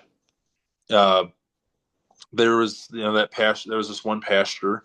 It was in the far back corner, and something about it was just didn't like it. It was that feeling of I don't want to be here without a gun. Like something is here that doesn't want me here. Yeah, it's all subjective because it's feelings and it's hard to what's the word I'm looking for? It's hard to convey feelings Hmm. and bring it to something that's tangible and other than it's just a personal experience. But I mean, I wasn't alone on that. Our other cowboy didn't like being out there. Gut feelings are important. I think you have to listen to them.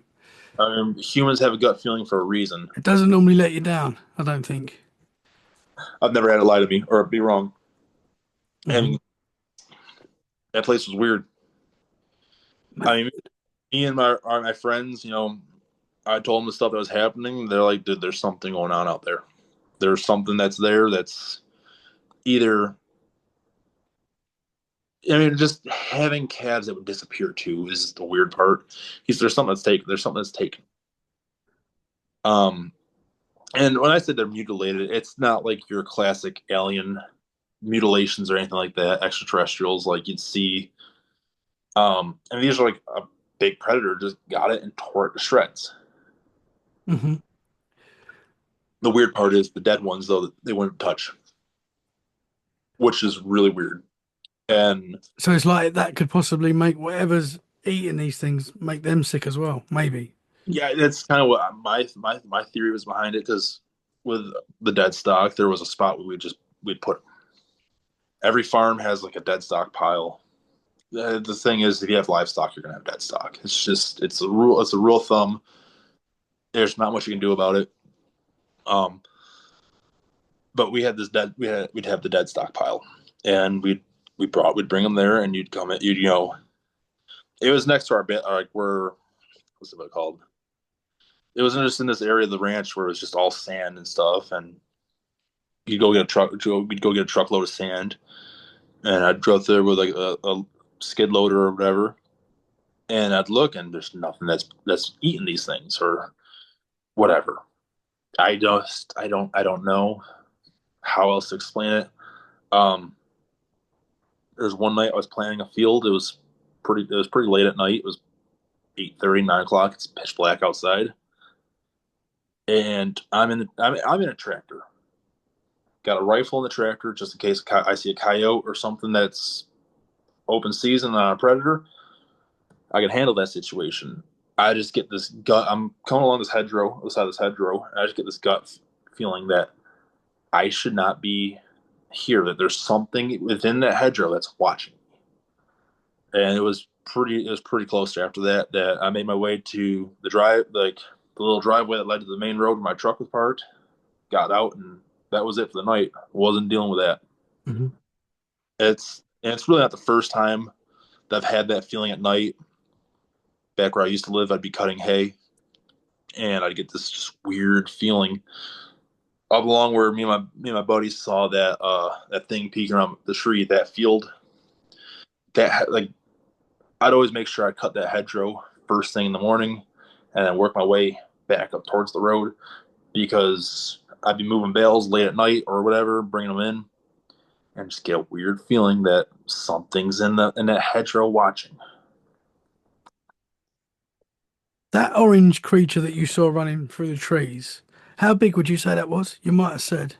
Uh, I reckon 8 feet tall or so from where I was. It was taller. It was bigger than me at a good distance away. Man, yeah, that sounds squatchy. Yeah. The Wow. next day we rode through, and we're riding to that fence, and my buddy at this point, we've got some good stories together of seeing things through a thermal scope, coyote hunting that we'd chase after, and every time we get close to it, it would just be further away. I mean, we went probably about a mile into a pasture. Every time, like every couple hundred yards, rifle up with a thermal scope, and you see this big heat source. And it's just big, and we look, and it's there still. We keep pushing up, it's still there, and like we couldn't see, like it was humanoid looking. It was just weird. That's Did I you can't. see it moving? Could you see it? We couldn't see it moving, but every time we'd look at it, it was just be further away. And it's like we have to be getting close at this point. We're not picking up something that's 2, 3 miles away with thermal. Hmm. Um, but yeah, so we're riding along this fence line, checking it, make sure that there isn't any breaks on that side. And I hear him call my name. He comes walking over, and he's got this tuft of reddish brown hair. And I was like, "You're playing with me, man. It's not what we think. It's not that." And I was like, "Where'd you find it?" He goes, on this tree. I was like, "How tall? Like how high up?" And he's about my height, and it was shoulder height for him. And I was like, "Well, that really gets away. That gets any idea of it being a cow out of there." Like, okay, Yeah, man. Did you keep that hair? I did not. I have pictures of it though. That's the thing. I did take pictures of that, and that was the one time that it's like, okay. Um, Trying to think of anything else in that ranch that's happened that's noteworthy. There's a lot. There's a lot. You've experienced a lot, brother. It's very Yeah, interesting. It's very interesting. And there is something to, I believe, being open to this stuff, whether it be cryptids, UFOs, ghosts, they all seem connected in a weird way. They're very similar, you know, the I don't. behavior. I don't think I've experienced any extraterrestrial. I did have a dream though that I experienced something extraterrestrial to the point where I was convinced that it happened. Interesting. Interesting. This was over the summer. Me and my old lady just started dating at the time. Yeah, we probably were dating for a few months. It's when those drones were spotted in Jersey. Okay, so they're around Christmas sort of time. Maybe it was Christmas, but I remember I got up for some reason. I was looking out the window, and this was like in the room that we were sleeping in. I was looking out the window. And I was watching this light in the sky just whoomp, whoomp, whoomp, and I still to this day do not know if it was a dream or this actually happened.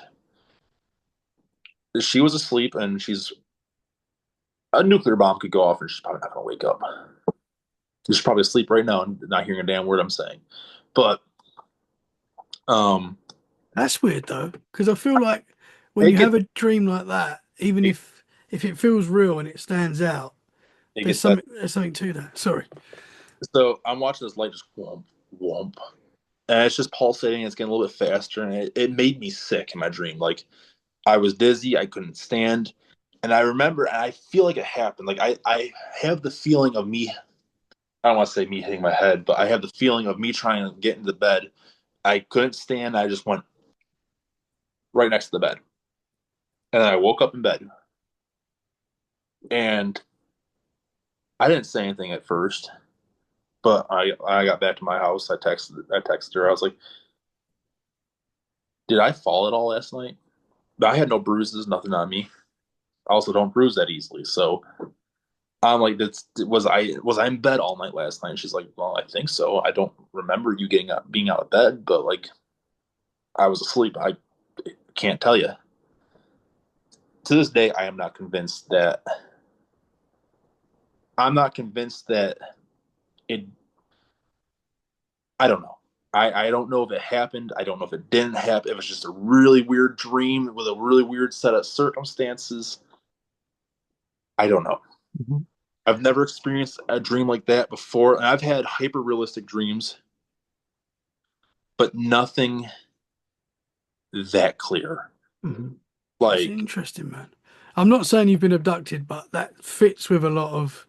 I talk to a lot of different people that have experienced that, and the dream state and abductions, they come hand in hand. There seems to be some I don't. connection there. And the thing is like, I don't remember. I don't remember being. I don't remember what led up to me looking out the window. All I remember is seeing the light, feeling I couldn't stand up, or I couldn't, being not able to stand, and then waking up in bed. So you don't remember getting to the window. No, You're just there. That's where, if it was a dream, that's where it started. yeah, Where you there, can remember anyway. Yeah. and it bothers me that I can't remember that. Was it like an orb or was it like just a It's, giant star? What did it sort of look it like? was, I guess, an orb is the best way to describe it. It was just a ball of green light that sat there in the sky, and it was just whomp, whomp, whomp, just pulsating.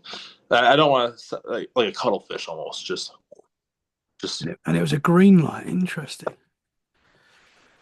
Man. Yeah, that's strange. That's strange. it. And like I know it wasn't like it wasn't. It was low enough, and it was big. It was big. It wasn't an FAA light or anything like that. It was just sat there, just and it was pulsing at like a rhythm. That was starting. It was just and it started speeding up, and that's when I got that feeling of being like sick and like disorientated, and then it was just Interesting. Interesting, man. It definitely, it definitely seems like you have got, for whatever reason, as you say, attracts a high strangeness is attracted, and there is certain people where, for whatever reason, I think it's to do with the openness, and obviously you're looking into this stuff, and there's something to that as well, I believe. Very here's interesting, man. here's the fun part. I've never told this story on the air on any form of anything. Let's go. So now, if some men in suits show up at my house, I want to know it's true. Like, I'm just gonna make sure that I'm not home for this, for that when it happens, so I can see it on my Ring doorbell camera. Like, hey, fuck off, yeah. Yeah, if you see the men in black, yeah, or black helicopters hovering over your house, Oh, don't yeah, say. you don't want that. Uh, I mean, it's not. It wouldn't be the first time. Like, I don't. It would be the first time I've looked into stuff and put my nose where it hasn't belonged, and then have had weird things just happen after that, like weird occasions. Um, about 21, yeah, about 2021. Me and my buddy got really interested in Area 51, and we started theorizing how someone could get in there, and you can't. There is not a way to get in there that you're not going to get caught. They have that place locked down. It's not me saying I'm trying to actively go to Area 51, but we were doing our bit of research, and we was at the local gas station in the town I grew up in. It's a small town. It's a small farming town. Like, everyone knows everyone. And if you don't know someone, someone else that you know knows them. Like, it's really tight knit. But we were sitting there, and I think we're eating a pizza or something. And we're sitting there, and this car pulls in. It's an all black Lincoln town car, and it's like, that's a really fancy car to be in this part of town, like in this place. Whatever. Guy gets out wearing khakis and a blue polo shirt, no writing on it. Walks in. He's on the phone, looks over at us, and I hear him say, "Yeah, that's Kyle." All right, we thought, we're pretty sure he said that's Kyle and Frost. Because I'm not going to use his name, but they said it to the point my buddy stood and goes, "What the fuck is going on?" So I stand up too. We go to approach this guy because don't know who you are. I don't know why you got our names in your mouth. He sees us walking towards him, beelines it right to his car. Didn't buy anything. Like, he went up to the counter. That's when we heard our names. We started walking towards him. Beeline it to his car, took off. And so maybe it was just a weird coincidence. Don't know. Maybe we imagined it. I'm not entirely sure. But that freaked us out for a good bit. It was enough that it scared us to stop putting our nose there. And maybe that was the whole point. That it was just, you're getting a little too close to having a plan or whatever. Knock it off. Took that warning, though. I mean, we took it for what we Interesting, stopped. man. What was you Googling it and stuff like that? Was you Yeah, no, looking? yeah. We were looking at just different YouTube videos of people that went to the black mailbox, that went up to, I think it's the South Gate, like the one gate you can actually see that says, whatever. People that would sit there and, just blow through like the area and get swarmed by camo dudes. Um, we saw a video where a guy was like, you can get closer by unplugging the sensors. Um, there's something that we read that was like, if you wear like a hazmat suit and were to put Freon or something to match the I think it was from a movie or something like that, but to match the ambient temperature outside, then they can't pick you up on thermal, all this stuff. Oh, so you was looking deep. Yeah, and then that happened, and we're like, it was enough that was like, yep, no more. Man, Then this is like, once again, this is me not saying I'm going to go to Area 51. Me not saying I'm going to sneak onto Area 51 because I really don't care that much. There's nothing at Area 51. It's all somewhere else. oh, 100%, yeah. They want you to look there while they do whatever they're doing over there. 100%, man. Brother, wow. Super interesting, man. And as I said to you, it doesn't sound like this is the end of your paranormal journey. Probably just the beginning. I And um I've been in talk with Drewski. Tell him the next like big thing he goes on. I want in. Drewski's awesome. Yeah. Awesome dude, man. Uh, He's a good guy to have you back, man. 100%. I he's got. I mean, I've never met him in person. Other than there's we t- we talk back and forth, and I trust him out in the woods with my Mhm. back. 100%, man. Yeah. Me and Midwest Mythos Riley, he's got some stuff in the pipeline. Then I'm like, hey, let me in. I want Yeah. in. I want Let's to. go. I want to network and just get as many people on my side as I can. So inev- inevitably, when something else happens, I can have the resources that I can, submit. Excuse me, just different footage. Be like, I need your opinion on this, or you know, all this different stuff. Just the and if the event ever happened where I do end up bagging a dog man or a Sasquatch or something, not saying that I will because I don't want the suits showing up, but if I had to and whatever, then I can have the right people on my side to be like, this is what you're going to do. Hmm. The one thing I have learned that networking is a big thing, and this is I'm just trying to surround myself with like-minded people at this point Hmm. because I've wondered way too long, and I want answers. Yeah. Awesome, man. 100%, brother. Well, I want to thank you so much for coming on Let's Get Freaky. And I hope this is the first of many conversations. Oh, I'm sure it will be. Like, 100%, man. I want to thank you for having me, man. I really That's an honor. Thank you, brother. like. Thank you for being so open and honest, sharing your experiences.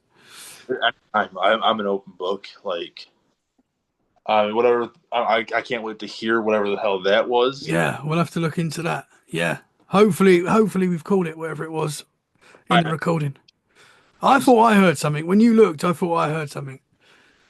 okay, yeah. So I don't. It was a quick little oh, or Yeah. and I just I thought it was someone talking to you, I think, but we'll have to listen back. That's what I if, thought. I thought it was like your partner's voice or something.